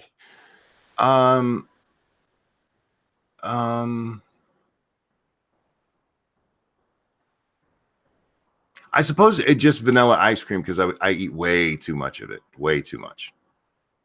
Really? I get a bowl. Okay. When we have ice cream, like my wife, she'll get 2 little scoops of ice cream. My son will get like 3 little scoops, maybe, usually 2, maybe 3. That's about what everybody else gets. I get a bowl that is piled up like I'm going to eat it with 4 other people. I put a whole pile there. What about yours? A whole lemon meringue pie. I can just take one out, man, so fast. It's my favorite pie. There you go. Okay, so most people in chat are with me. They had the girlfriend or boyfriend they never talked to. Okay, I feel better now. I was like, maybe that bitch just hated me. Johnny Blaze says I had 4. Yeah, let's see. After Lisa, who was after Lisa? I don't think I had another girlfriend until 6th grade. Although I did have. Well, that's not true because Rachel and me were going out. Rachel was my home girlfriend, and Lisa was my school girlfriend. That was the first time I had 2 girlfriends at one time. Oops. And then me and Rachel, we actually pretty much went out until I moved to Norfolk. We were always going out. She's also the first girl I had that peck kiss with. She did it for my birthday. I asked her, I said, "Are you going to kiss me on my birthday?" And she said, "I don't know." And then my birthday came around, and we used to get ready together to go to school. She lived 2 doors down from me, and we'd all meet at my house. And then one of the parents would walk us most of the way. It wasn't that far. But my mom had to go do something in the kitchen, and she walks up to me and she gave me that kiss. I'm like, and aw. Had butterflies in my stomach all day from that. I was I was a playa. Meanwhile, my brother, who was only 2 years older, was banging the shit out of her sister. We're getting ready to go up into the mountains because Hurricane Gloria is coming in, and we're all getting stuff ready, putting it in the car because we're basically going camping, and nobody's ready for it because it's a fucking hurricane that just came in. And my brother has, I'm not going to say her name, up in the window. He is banging the shit out of her, waving to my mom. Like, oh my God. Yeah. 7th grade. That was my older brother. He was a whore. Having a girlfriend you never talk to sounds like stalking. Not if she asks you first, Hotep. I'm just saying. So you remember the 7th grade too? Oh yeah, dude. I remember most of my life. Huh? You don't? I've got spotty, splintered memory starting at about, I don't know, halfway through high school and back. Oh wow. I don't know. I find that amazing that people are like, I remember my 5th grade teacher and I remember all the students in the class. And I was like, really? Fuck, I got difficulty remembering what I did last week. I don't remember my 5th grade teacher. My 4th grade teacher, we were split into two. No, actually, it was 5th grade. Miss Duclos. I don't remember the other teacher's name because I didn't care about her at all. But Miss Duclos, I had a big old crush on. She got married halfway through the year. And she also got mad at me because I suggested that since we were doing all the work, we should be the ones getting paid. She actually got really mad. Like, that's not, no, I do work. I'm like, calm down, bitch. I was just making a joke. Oh, it's funny. Yeah, it was, yeah. Oops. I used to offend people a lot, but not in school. In school, I was like the perfect student, man. Up until when my mom died. She died when I was in, was it 9th grade? I think so. Because when you go into that school, you start in 10th. Yeah. So, but she died in my 9th grade year. And then my brother died that same 9th grade year. And when I went into high school, I was like, fuck it. I do not care anymore. And I came way out of my shell. Way out of my shell. What do you think the schools with zero tolerance? What do you think? I'm guessing about the schools with zero tolerance policies, the kind why bully kids get sent home for defending themselves. I think that's bullshit. I think that's absolute bullshit. One, they never enforce it. They do not enforce that. My children go to went to a zero tolerance policy school. And my youngest, he'd come home and tell us that somebody hit him. I'm like, tell the teacher. He said, I did. I said, the next time that little fucker hits you, hit him back. And my wife goes, you can't tell him that. I'm like, I just did. And I meant it. And he did it, and he never got hit again. Somebody that's teaching kids that defending themselves is wrong. There's absolutely somebody who's in the wrong there. The person who throws the first punch is the one in the wrong. That's the one that deserves to be punished. Period. Do you have thoughts on that? I get the idea of zero tolerance policies, but like, I mean, they're not practical. Well, you kick somebody out for fucking pushing somebody off them. Like the fight, they didn't start it. They got nothing to do with it. They were just standing there in lunch line, and all of a sudden somebody's like smacking them upside the back of the head, and they're not allowed to like crack them one, get the fuck off me. Of course you should be able to. So zero tolerance policy makes no sense to me. They're asinine. They're absolutely asinine. And I get the reasoning in it where it's like, no one start anything or otherwise you're both out of here. And it's like, okay, that's a great statement. Meanwhile, back in the real world, Well, you also, I mean, you can have a kid, and these kids exist who don't care if they get suspended. Right. But they know that other kid does. Mm-hmm. You can just fuck with him mercilessly. Snubber, thank you. Oh, let me tell you about zero tolerance, a gift of Columbine that served no purpose when teachers didn't see it. That's the thing with it. And again, I fucking hate bullets. I'll beat the fuck out of one. Just because. I constantly got in trouble for defending myself. I never did. The only time I got suspended, I deserved it. I started that fight. and I shouldn't have. He still threw the first punch. I waited till he did, and then I fucking wailed on him. But that was my doing, and I got suspended for it. Most of the other times I got in fights in school, I don't know why, but the teachers were like, you guys can go. I do know why. Teachers loved me. They absolutely did.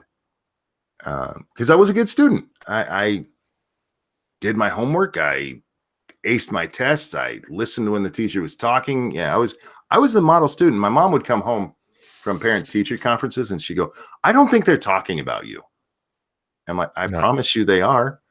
That's mean. Wow. Well, if you know me, I mean, you know my personality. You talk to me many nights. Hey, Hammer, you want to come hang out, dude? Would you believe I can be a completely upstanding guy who never swears and never gets excited or yells? Sure, there's lots of good people that are awesome at faking it. Yeah. Yeah. I mean, when I went to school, it's the same as when I'd go to work. You compartmentalize, this is my home life. And that's how it was with school. And mom could never believe that. She's like, that can't be you. I'm like, I'm telling you, I'm in school. I never did anything wrong. Damn it, Hammer, why can't I find you? There he is. I want to ask Hammer about the girlfriend, because lots of people backed you up on it. It's fine. I want to know if he had an experience like that, or if he remembers it, because he's older than I am, isn't he? I'm pretty sure Hammer's older than me. Yeah. See, I mean, Ebony Williams says something. It was funny. She's like, never been suspended. I remember having a conversation with a girlfriend, like, a girlfriend you're with for more than, okay, I have my dalliances, but then some of them turn into actual relationships, and then you start sharing stories from the past and so on, right? And you start talking about stuff, and it's like, so what's the most unceremonious way you've ever been fired? And she's like, I've never been fired. And I'm like, never? She's like, no. Oh, okay. Well, okay. Well, then when you were suspended from school, then I've never been suspended from school. And it's like, fuck. These stories go on, right? It's like, well, it's like the first time I smoked weed, and they were like, she's like, I've never smoked weed.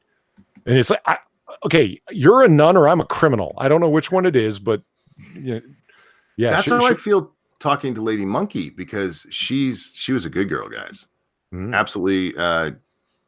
I corrupted the shit out of her. Real quick, Jack, Hammer, how you guys doing tonight? Hammer, how you doing? I'm doing well, Polly. Polly's here, so. And hello. Jack, how are you? Yeah, I'm all right. How you guys doing? As Polly's around, everything's okay. It seems like this is three times in one day that we've all been on this. Really? This is the third time we've streamed together. That's why I said that. It's okay because Polly's here. Yeah, I can't stream apparently without him. Okay. This is the third time I've been on a Google Hangout with Hammer today, and the second time with Jack. All I know is I walked into either you're a nun or I'm a criminal, and I just saw Hammer's icon right as he said that, and I was like, I don't know. I guess Hammer's more of a nun. Hammer's the nun. He's not a criminal. Well, Polly's a criminal. I'll go that far. Yeah, but that's a great movie tagline. Oh, it is. That would be great. I've only been fired once, and they were forced by the DM to rehire me because they were wrong. Oh, district manager. Okay, gotcha. Yeah. The district manager forced them to rehire me because they fired me because I didn't punch out, which I did, and they had proof of it, but their clock was broken. And it had been broken since this guy got mad and for some reason punched the time clock. Punched the punch clock? Yeah. And they left it like that instead of getting a new one. And it kept timing out on people, even though they would punch out. And it would tell the report that comes out actually says they tried to punch out. I'm like, then why is your program so bad that it can see I tried to punch out? It'll tell you I tried to punch out, but it won't punch me out. That's an error on your side. But yeah, at the end of the day, they call me into the office, and I have no idea this is about to happen. I'm perfectly happy, and the manager who calls me in, can I talk to you for a minute? I'm like, sure. We get in there. We have to fire you. I'm like, what? And then they told me why. I'm like, oh hell no. Oh hell no. So yeah, that happened. Hammer, did you have a girlfriend way back in grade school that you never talked to? Yeah, I typed number one. Okay, well, I wasn't watching who all was typing that, so I'm just making. There was a girl named Louise. I mean, great name, right? Yeah. But she was just absolutely smoking for, I was just a kid, but yeah, definitely had a crush on her, but never approached her. Jack, you ever have one of those? Probably, but I don't remember offhand. Most of the people that I ended up going to school with, looking back now, they were pretty ugly. So, and now Polly's mentioning that apparently his long-term memory starts in high school for the most part, right? Mm-hmm. In any kind of detail that's worth talking about. Yeah. What about you guys? Jack, how far back would you say your memory goes? My earliest memory is of Chewbacca flying the Death Star and the Death Star, the Millennium Falcon, and the Death Star exploding. Those are my earliest memories. So I must have been that was college. 77, whenever Star Wars came out. But Chewbacca wasn't flying it. Yeah, he's the co-pilot for the Millennium Falcon. He's co-piloting it. That's not the same. Sure it is. And he's doing all the heavy lifting. Han Solo probably doesn't even know how to fly that thing. Yeah, remember that scene when Han says, "Lock in the auxiliary power." Yeah. Solo's control panel doesn't even fucking work. There's a bunch of buttons there. He said, "I said lock in the auxiliary power," and you see this woolly hand come across in front of Han Solo and push a lever down. It's like, for fuck's sake, Han, that was right in front of you. Exactly. Han's buttons do nothing. Chewbacca just lets him have a little panel to slap on like a toddler to think that he's doing something. I'm convinced of that. The real hero of that ship is Chewbacca. He's the real pilot. Hammer, how far back does your memory go? It goes back to grade school. I mean, before high school. We had I don't know if everyone's the same, but we had like first through fifth, and then fifth through eighth, and then ninth through 12, 3 schools. So I remember I can't probably even say it. The name of my first school was Clara Barton. In Pennsylvania, and I remember walking to school, so I remember back that far. Let me ask you guys something.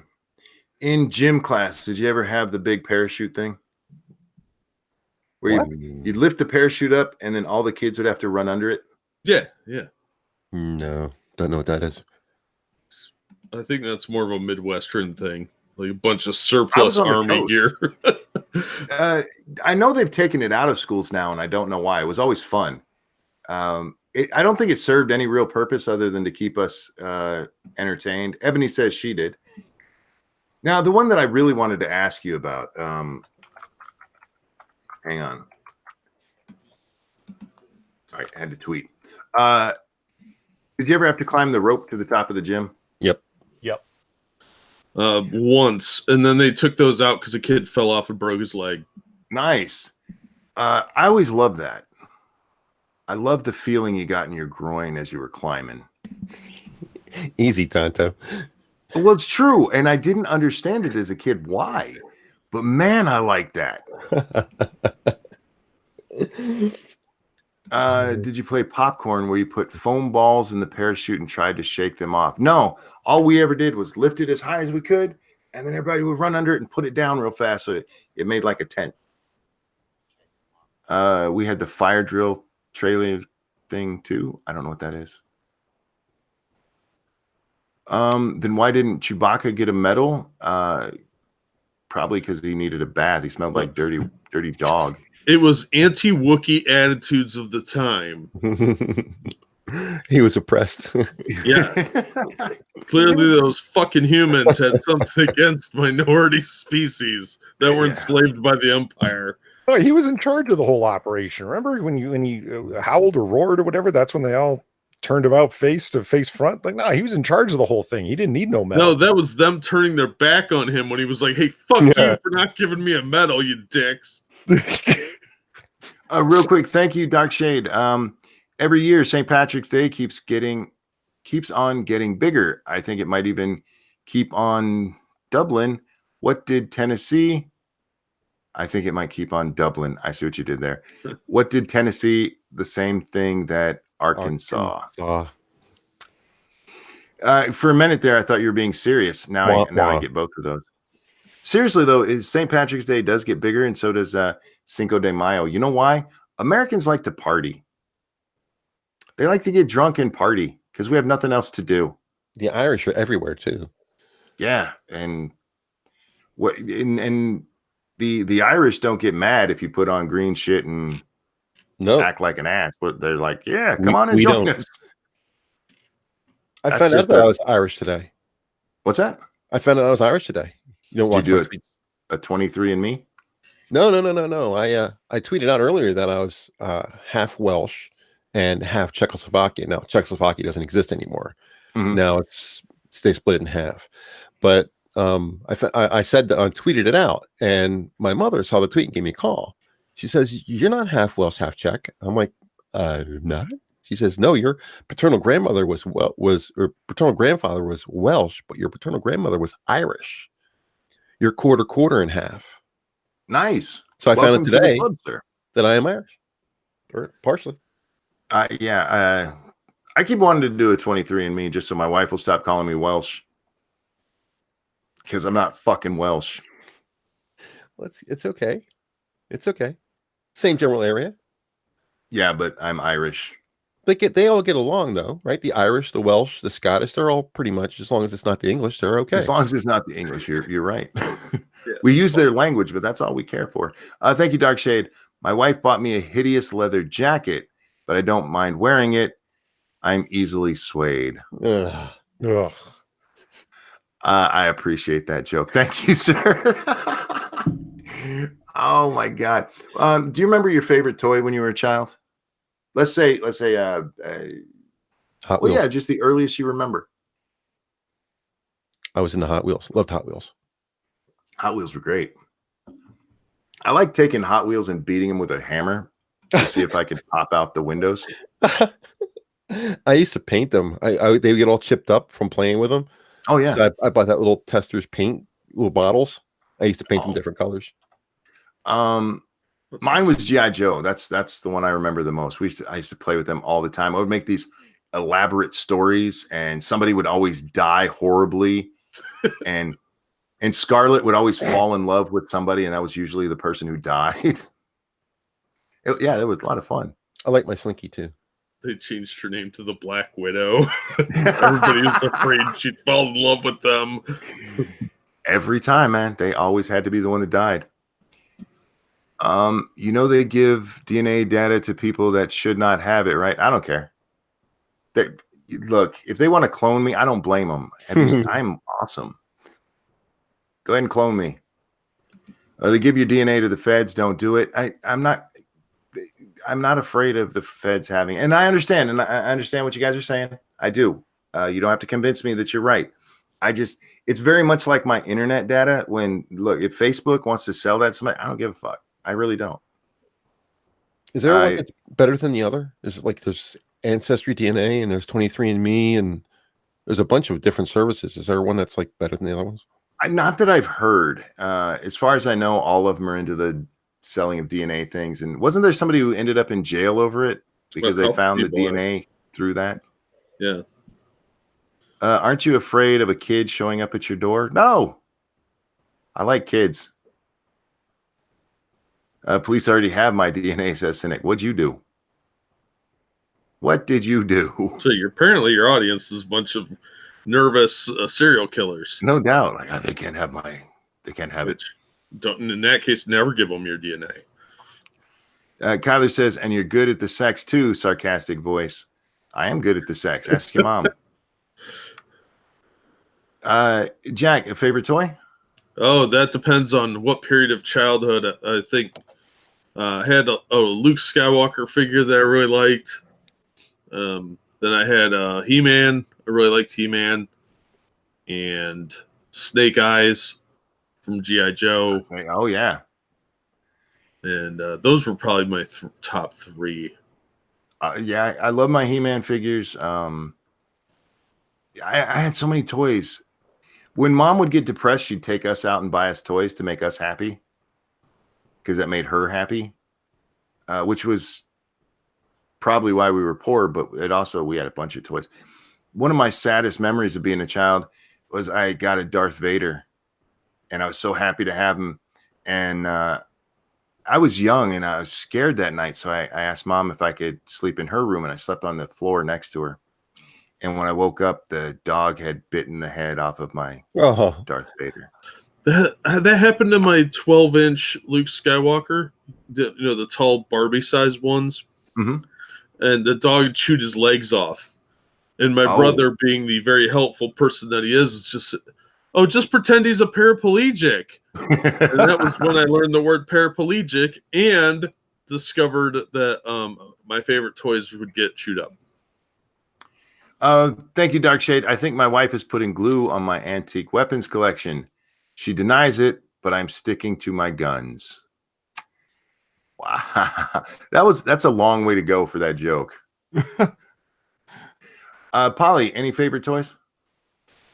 I don't know. I got to go with Jack on this one. I had a lot of different toys that I really dug, but I mean, it depends on the era of childhood you're talking about. I mean, I had my Luke Skywalker action figure, and his Tatooine outfit was one of my favorites. And then the Han Solo, but then my mom threw him out. That's after I saw Empire Strikes Back too many times and froze Han Solo in some ice and an ice cube tray and put him in the freezer because carbonite freezing, right? Nice. And my mom opened a freezer and found like my action figures in the freezer, and they were in the garbage then, and that was a sad day. Let me see. What? Go ahead. My mom would fly off the handle like that. It's like, if you can't take better care of your toys. I'm like, what do you mean? I was being imaginative. I was. I'm trying to think. I had some great Ninja Turtle toys that I really dug. Oh yeah, the Ninja Turtles. They were great too. Yeah. All of my toys from when I was young, I've told this story on Lords of the Night. If you've heard it before, I don't care. They ended up burned. My father and my mom and dad planned to buy the house that he lived in when he was little, and they actually did buy it. And they were planning to retire there. So they took our big toy box and they left it in that house. And because Dad was only going to be in the Navy for, I think it was like at that point, 6 or 7 more years. They told us to take just your favorite toys. And then we'll, when we move back up here, you'll have them all. Well, a couple of jackass kids broke into the house and they were lighting furniture polish on fire on the floor. Now, this is an old wooden farmhouse. They were able to put that out. Then one of the jackasses got the idea to try it on the couch. They couldn't put that out, and the house was burned to the ground in like 5 minutes with all of my toys in it. And what really makes me sad is just the other day I saw a story. It says, this toy is worth a lot of money. And it's Yoda. And it's the one I had. Oh, the rare one. Yeah. It's like, I had that toy. And what makes those kids' families really sad is when you drive by their graves laughing. All of my shit gone. Frosted Glass says, froze my pet mouse once because the ground was too hard. What?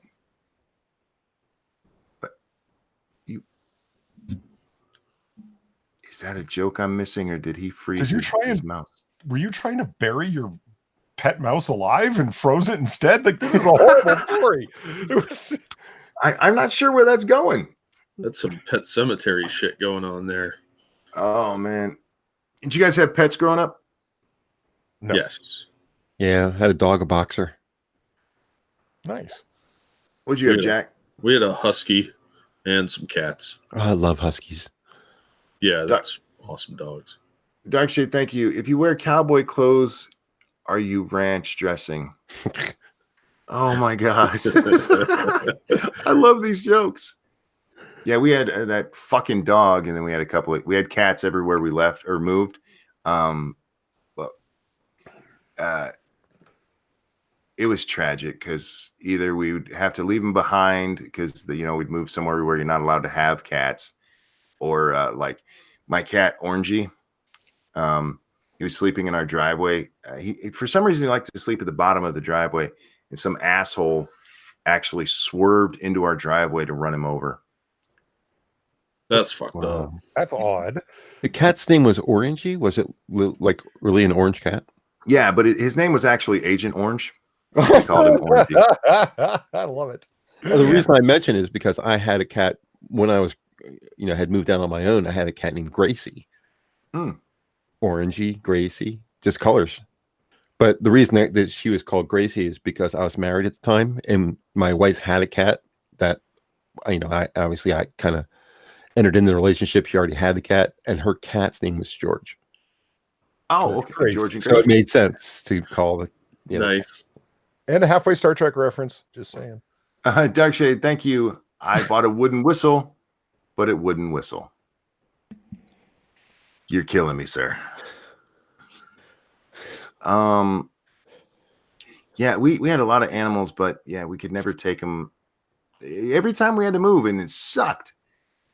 The only one we were allowed that we were was Bandit. She had a brother named Smokey. Call back there. When we moved from California, when we were moving to Chicago, we brought Bandit and that fucking dog, Candy. This is probably why I don't like dogs, guys. Fucking dog bit the head off my Darth Vader. Mm-hmm. I also had the Emperor. You had to send the Kenner points. Yeah, I remember that. I had him. He had big, thick arms. Yeah, he burned up too. What must have been like to be the actor who actually was the physical character of Darth Vader? Because like Darth Vader's whole shtick was his voice. It was James Earl Jones. Anybody could be inside the costume. It didn't matter who was in there. Can you imagine the guy who actually is in there?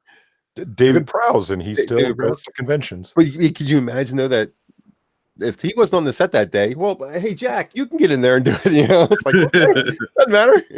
They needed someone who was 6'5" have you ever seen the clips of David Prowse actually before they decided that they needed a voiceover? No. What he sounds like from inside that costume, that footage still exists. I'm Darth Vader. How y'all doing? Before pretty strong with this one. Hi, everybody. Sound like Alex, don't I? Real quick, thank you, old grouchy gamer. I told my wife I missed her. She said, "That's sweet." I told her, "Yeah, dog bumped my elbow." Nice. And Dark Shade, what do you do with an open wardrobe? You close it. Closet. Close it. Closet. Thank you guys. I do enjoy the cute little jokes like that so much. You're right, especially back then. Darth Vader, he didn't really have to do much. He was pretty wooden. Yeah. Even if you watch his lightsaber duel with Obi-Wan, it's so stiff. Yeah, it's pretty reserved. There's no crouching or ducking or anything like that. That's all pretty straight up. That's the only reason I don't like, because the lightsaber battle at the end of Rogue One. Yeah, Rogue One, where Darth Vader's just badass. And then if you actually watch those in order, is like, what happened to him after that? They were having a force battle. It was on a different level, him and Obi-Wan. I think the costume was just too tight back then. They didn't have the material to make it more flexible. Spandex wasn't around. Yeah, he's basically wearing a drape, though. I mean, they covered most of them. Monkey, I love dogs. Have two now. Have always had dogs. Wife says no more after these two. Family pass on. I can't walk them anymore. Back is shit. Oh, sorry to hear that, man. And look, I understand the appeal of dogs. I do. They're very loyal. And when we had our dog, he was very loyal, very protective of my children. He accidentally knocked my daughter down one day, and you could almost see it on his face. He was like, "I'm so sorry. I'm so sorry." Because he loved those kids, but he was so dumb. Dear God, he was dumb. I called him bitch so much he actually started answering. Cats are smarter. Cats are less codependent. They're aloof. Yeah. There's a word. Dogs are like your drug addict friend who just needs love. And cats are like, I don't give a fuck about you. Cats will eat you when you die.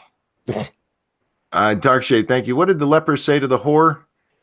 Keep the tip. Oh, that's no. nasty. That is nasty. Oh, Oh my God. it's terrible. Did you guys have sex ed in school? Once, yeah. Yeah, we had sex ed. We had the medical thing. We learned how to do CPR, and it was the same class that did sex ed. Don't get those two mixed up. Holy shit. Don't worry, ma'am. I'm helping. Pulls her pants down. Blows into it. You ever blow into a vagina? It's kind of funny.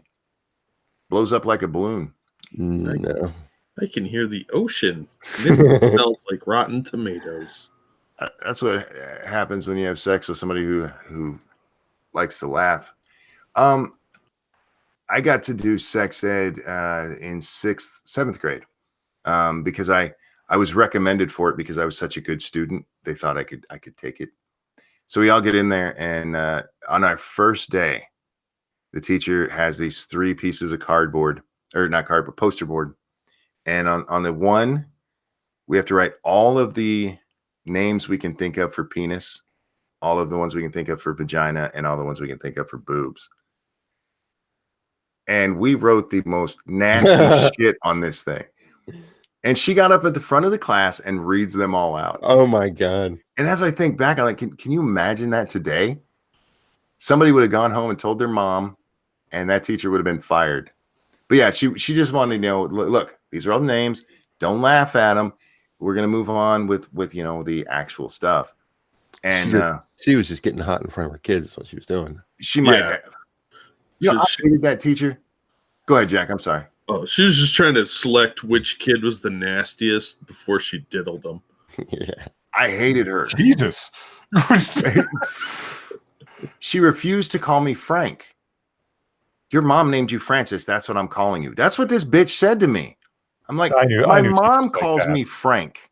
It was like, what's on your birth certificate is your name. I knew teachers that were like that. Yeah. She's the only one I had in school. All the others were, but yeah, your mom, this is what your mom, my mom calls me Frank, bitch.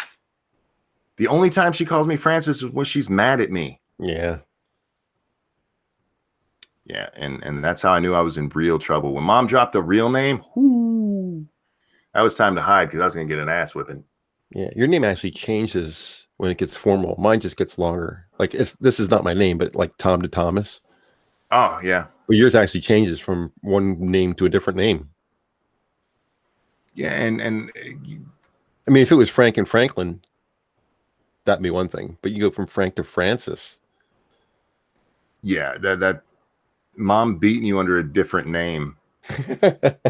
That's sort of like from yellow alert to red alert. Like, yeah. oh, panic! That's your window of hiding.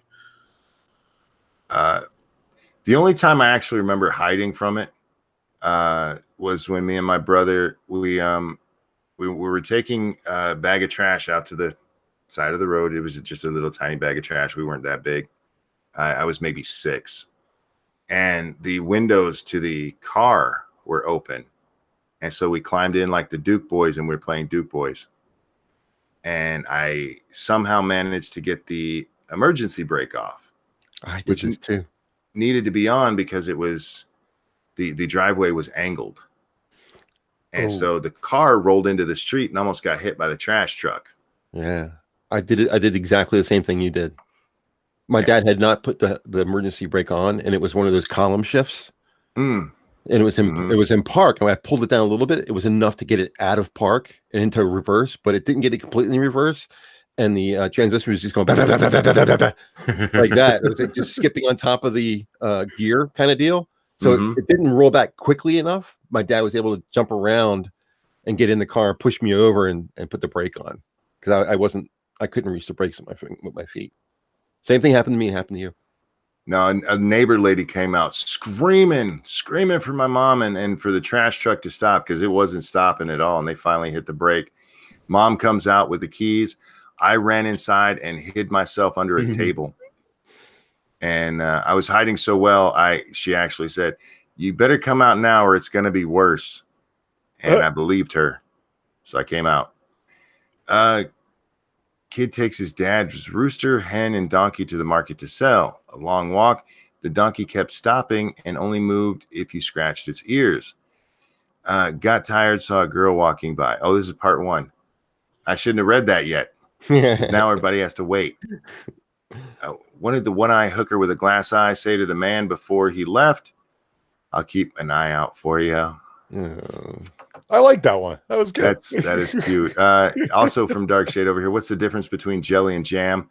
I don't jelly my dick in your ass. You should try it sometime. See what happens. You might like it. A little squishy. I'll be right back. It tastes better. Anyhow, what are we doing here? Yeah, we're not going to read we're not reading MITAM tonight because we're just having some fun. And if I read any goddamn news articles, it'll probably piss me off. This is the fun stream for those of you wondering why aren't they talking about something that they're yelling about. We've had too many of those in the last couple of days, man. I just needed something to calm down. Ranting Monkey, hitting your kids is abuse. How did your mom get away with it?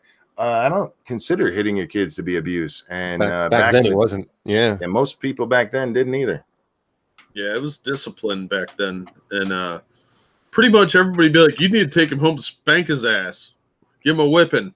Yep. Or like my grandfather, go cut a switch. There was a willow tree right outside. He'd be like, go cut a switch. I remember getting spanked in school. And then coming home, they gave us this. We got spanked in school, and then they would give you this manila envelope to bring home to your parents that explained why you got spanked in school, and then you get spanked at home. Because don't let people think I let you act like that. My mom said that to me so many times. It's like, I'm not doing anything wrong. My mom was a teddy bear. She never laid a hand on me. My dad was a disciplinarian. Well, Dad was out to sea so much. Yeah. Mom had to be. And I'm glad she is, because with my brain, I would be in jail if Mom hadn't taught me to act right. Do you want the hand or belt? Oh, see, we rarely got the belt. We got a paddle that my dad made. Asshole. Yeah, we always got a belt for my dad. Go ahead. I'm sorry. All three of us, me, my older brother, and my younger sister, we all got the belt. Wow. We never got a belt. My mom didn't like them because she went to a Catholic school where she was actually physically abused, and they would like whip them with belts. The story she told me about that Catholic school, man, Jesus fuck. Yeah. But yeah, so she not belts, no. But she'd paddle me. Hell yeah. Yeah, we usually got, if you were real bad, Dad spanked you, and that hurt like a motherfucker. That man has hands of iron. But my mom would use a wooden spoon. And one time my brother dodged it and it broke on the banister when she was swinging, and he all ninja'd out of the way. And I've never seen her so mad because she had to get a new one. And he really got it for that. Old Grouchy Gamer says my mom broke more than one wooden yardstick. Yeah, that's why my mom had my dad fashion this board. It was like maybe 2.5 feet long, and it's about 1 inch thick. It was all rounded nicely, and so he actually sanded the motherfucker, which I'm glad he did because it was on my ass a lot. But it looked like something that somebody took a lot of time and care and to beat their children with. And again, I don't mind. I'm not one of those people. My mom beat me when I was a kid. My mom corrected me when I was a kid. Appropriately, right? Yeah, pain can be a good negative consequence to prevent you from doing another action. Was it You know what? was it bear skin? No. Oh, okay, all right. Yeah, Never bear skin. All right. But here's the other thing it teaches you: not only to act right, it also teaches you not to get caught if you're going to act wrong. Yeah. It teaches you to be devious, is what you're saying. Yes, and there's some value to that as well. I guess. My little brother, he never learned that lesson because I had a real chip on my shoulder when I was little about why my brothers and sisters didn't get in. My brothers and sister didn't get in as much trouble as I did. And what I never understood is it was because they were smart enough to shut their mouths. I've gotten spanked for things my brother did because he would do something and mom would start nagging at him. And after a couple minutes, like, leave him alone. He gets it. And then me and her would start arguing and I would push it way too far. It's just who I am. You guys need a talking to from Stefan Molyneux. Look, I don't want to join a cult. Right. Well, he said earlier that he agrees with Stefan Molyneux about spanking and that you shouldn't spank. No. Stefan is wrong about a whole host of things. That's just one of them. Let's see. I think you're the same age as me, 40, never had a spanking ever. Mom and dad, well, they just had to look at me a certain way and some certain attitude and phrasing, and I'd know. Well, that's cool, but weren't you afraid of something? I mean, you were afraid they'd do something to you. Yeah, there were times that mom, she actually called me Frankie. And by the way, if you're a man in the chat, do not ever call me Frankie. Only women can do that. But she'd look at me and go, Frankie, and I'm like, oh, okay. That's the line. I'm going to step back. But there were other times when I just could not help myself. I've literally been this way my whole life, guys. I don't know when to shut up.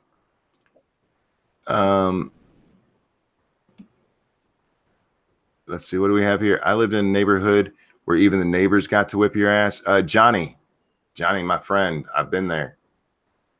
Let me tell you something, guys. You ever live in a black neighborhood back in the 80s? That they will beat your ass all the way home.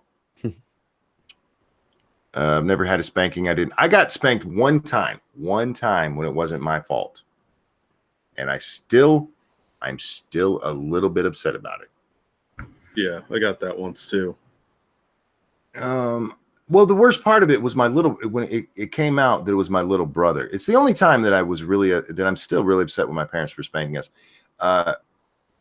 We were going to a church picnic and my mom was making chicken and she had some of it out on the counter. And my little brother, trying to help, poured pepper all over it. Mm. And she got mad. She was very mad. But they just wanted to know who did it, and nobody would fess up. And it got to the point where my dad, like, if you don't tell me who did it, I'm going to start spanking each one of you. And so he spanked my older brother and then me. And then my little brother goes, it was me. And he never got spanked for it. I'm like, are you, what? How? That doesn't math. I think he assumed that you guys would met out the justice for having gotten spanked for something you didn't do. No, I never did that to him.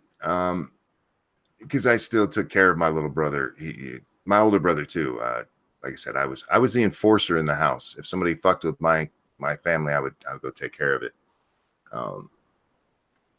I beat up people who were fucking with my older brother too. Even though he's 2 years older than me, the only time he was bigger than me was when he went through puberty. And then I went through puberty and shot right up. He was like 5'7". He used to borrow my jeans. And guys, you've heard about how short my legs are. You borrow my jeans and roll them up, and I would put them on, and they would be halfway up my not my thigh, Jesus Christ, my shin. Like, dude, if you're gonna borrow my pants, at least roll them down. Oh man. How often do you guys sit around and just think about the old days? I had a pretty terrible childhood, so I don't think about it very often. Fair enough. Polly? I don't recall much, so the answer is not very often. Fair enough. And Hammer? From time to time. I mean, my dad was a pretty tough guy, a military guy, pretty hard disciplinarian and all that kind of stuff. But he put food on the table and a roof over the, on the house kind of deal. And he was a good provider. So, and my mom was, just a hugger, just if you ever had a problem, mom would be there to hug you and take care of the boo-boos and all that kind of stuff. So I had a pretty good childhood. I was bigger than everybody. I'm still, I grew up to be taller than my dad and my brother. My sister's obviously shorter. So I ended up being the kind of the enforcer in the house myself. But yeah, I feel almost guilty to say that I had a pretty good childhood. I don't think about it much. It's usually when something triggers a memory, and I'll sit and think about it for a few minutes and then move on. But yeah, Polly, it's so weird to me that you don't have those memories. Yeah, I know. I hear that from people. People are like, "Did you have like a traumatic childhood that you're blocking it out?" And I'm like, maybe. I don't.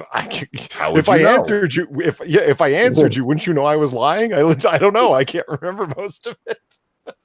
See that just the anal probe went poorly when the aliens were wiping your memory. Now that could be it.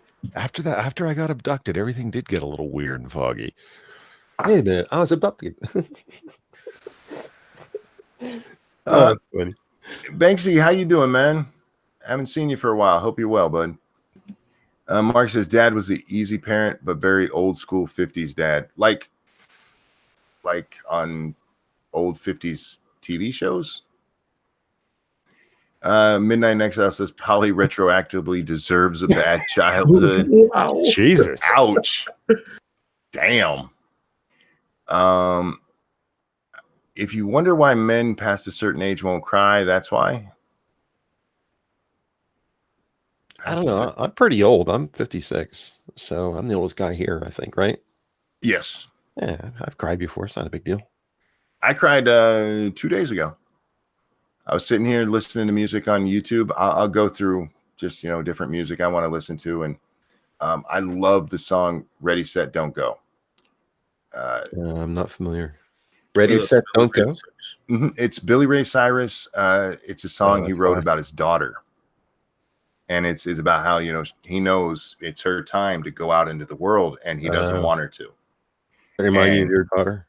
Yeah, it does. The first time I heard this song, I cried so hard there was snot running out of my nose because my daughter was getting ready to go to college away from us, and that's my little girl. But I still, anytime I hear that song, I will tear up, and if I listen to it long enough, I will fucking cry.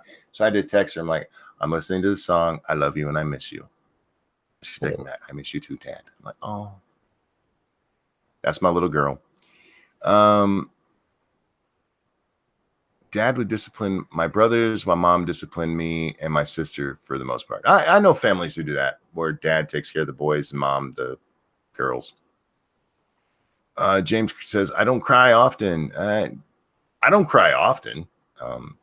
Just like after I listened to that, I went over and listened to That's My Job by Conway Twitty. And when my dad died, that was an emotional time, very emotional for me. And I'm still the stoic person. I'm the one everybody comes to and leans on.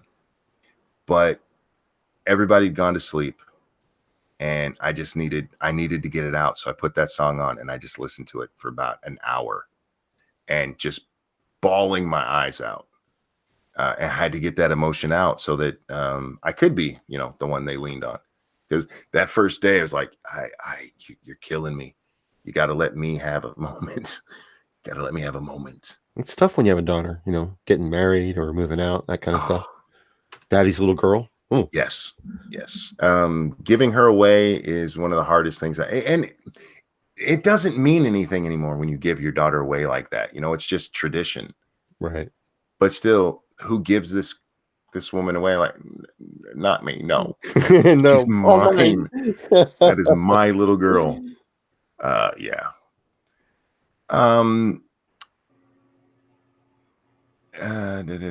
Just sorry, guys. Reading through chat, seeing if anybody's talking to us. Oh, Dax asked me how awake I am. Not really. I had to take a shower. I started up the stream, you guys. This is why it took me a few minutes to actually get it started tonight. Usually it's because I set it up and then I go do everything to get ready for it. But I sat down, got ready to click the button, and I just started yawning. I'm like, nope. And I ran and took a shower real fast. What else do I want to talk about memory lane? I don't know. I think I'm coming to the end of it. Anything else you guys want to talk about tonight? Dax wants to play a game. I think he does. I think he's wanting to play some Borderlands. But no, after this, I'm gonna take my tired ass to bed. This is another day where I got up at like 11:30 for no fucking reason, and I haven't taken a nap yet. Oh, you're not gonna go play games? You're just going off to bed? Oh no, I'm going to bed. Oh, okay. Sleepy Doodle says, I don't get why feminists have an issue with father giving their daughter away at the daughter's wedding, because it implies ownership. That's their Is that what it is? Yeah. Oh. It implies ownership of a woman. And you're giving it to someone else. Don't you kind of own your children though? You're responsible yours. for them. Yeah. After all the money you put into them, I mean, that's your investment. You know how much dresses cost, dude? Oh, jeez. And my daughter had to have a new dress for every dance. And they have so many dances up here. That's not true. She didn't have to for just, your normal school dance. Do you guys remember your school dances? Oh, yeah. I wasn't allowed to go to most of them. Oh, I'm sorry to hear that, dude. Good. I used to go to them, and the only time anyone danced was slow songs. They insisted on playing other songs, probably to keep us apart. But yeah, the only time anybody danced was slow songs. And it was always lots of Air Supply, lots of REO Speedwagon. Mm-hmm. Yeah, like good times. What were you going to say, Hammer? What do you remember about them? Well, my senior prom was dating a girl for almost, I don't know, 6 months, 7 months. And everything was all set for the prom. And 2 days before the prom happens, her mom finds out that I'm Catholic. The girl was Jewish. Oh. And the mom stepped in and said no. And wouldn't let her go to the prom with me. So her best friend, Cheryl, said she was 1 year back. She was a junior. Her best friend Cheryl stepped in for her and was my date to the prom, and fucked my brains out after that prom. Nice. Wow, she really stepped in and She absolutely did. Took the responsibility over. Yeah, I'll never forget her. She was. That was pretty amazing thing that she did. She's like, I understand that what happened to you and it wasn't fair, and she says, I'm gonna make it tonight something you're gonna never forget. And she was absolutely right. Damn. Yeah, it was wonderful. I didn't go to my senior prom, but I went to 2 junior proms, and the second one, me and Lady Monkey went to. Actually, it was me and her together, and we ended up fighting, and that is probably one of the only nights in high school we did not have sex. We did it the opposite. We do everything wrong. Do everything wrong together? Yes. We have to do everything the hard way. Yeah. It's the one night we didn't do it. The first one I went to, me and her, we went to the prom together, but we had different dates. I was dating another girl. She was dating another guy. And we went back to my house afterwards, and me and my girlfriend went up to my bedroom, and they stayed downstairs. And Lady Monkey told me later that her boyfriend said, I think they're doing it up there. Like, it's what you're supposed to do, dumbass. Which is funny because I went and he had the car. He was the driver. And I'm all dressed up. I go over to his house, and he's getting all ready. And he pulls out this fucking string of condoms No. And he had a whole fucking jar of them. It looked like a giant urn, just packed with condoms. That's where his dead babies went. He never used them. He never even tried to get into her pants that night. I'm like, dude, why did you bring? He brought 12 condoms with him to the prom and never used one of them. 12? Yeah. It's fucking Superman. There's no way. 12. I don't know what he thought he was going to do that night. Maybe he was going to make balloons. Yeah. Oh, those are fun nights. I like thinking back on those because even though me and Lady Monkey had a fight that night, the first dance is where I was like, I love this girl. Because what was the fight about? Oh God, I can't even remember. Fuck, I don't remember. You were with another girl. That's why. That's what it was. We didn't fight during the first one. The first one, her boyfriend absolutely refused to dance with her at all. And my girlfriend, my girlfriend says, "Go dance with her." I asked her if she wanted to dance. She came and we danced, and we danced to the song "Save the Best for Last." And I still remember that. And she put her head down on my chest, and my head was rested on hers. I'm like, oh shit, people are watching this. Can't be like that. Oops. Kyler says, I bet Lady Monkey remembers. She absolutely does. Yeah. But anyway, guys, I think that's where we're gonna wrap this one up.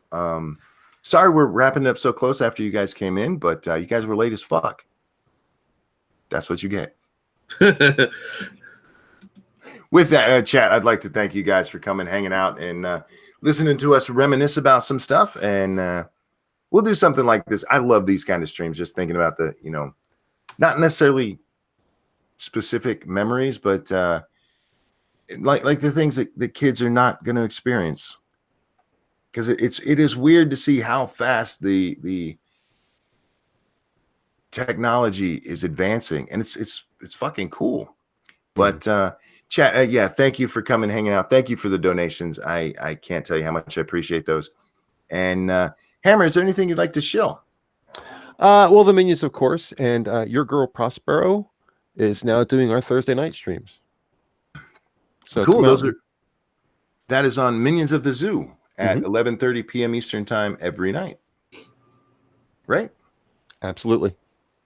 And Minions of the Zoo, there's no spaces, right? It's just Minions of the Zoo, and it's okay. All one word. All one word, guys. Check it out. It's a lot of fun over there. Polly. Anything I was in mid ginger ale swallow there. Give me a second. There is the link to there's the link to my channel where Jack Inquisitor and I do comic book curation every Wednesday, and we just recorded the first episode of our review series, and I was in the middle of editing it earlier on before I started doing this Photoshop thing that I'm working on now. But yeah, that should be uploaded soon, and more to come after that.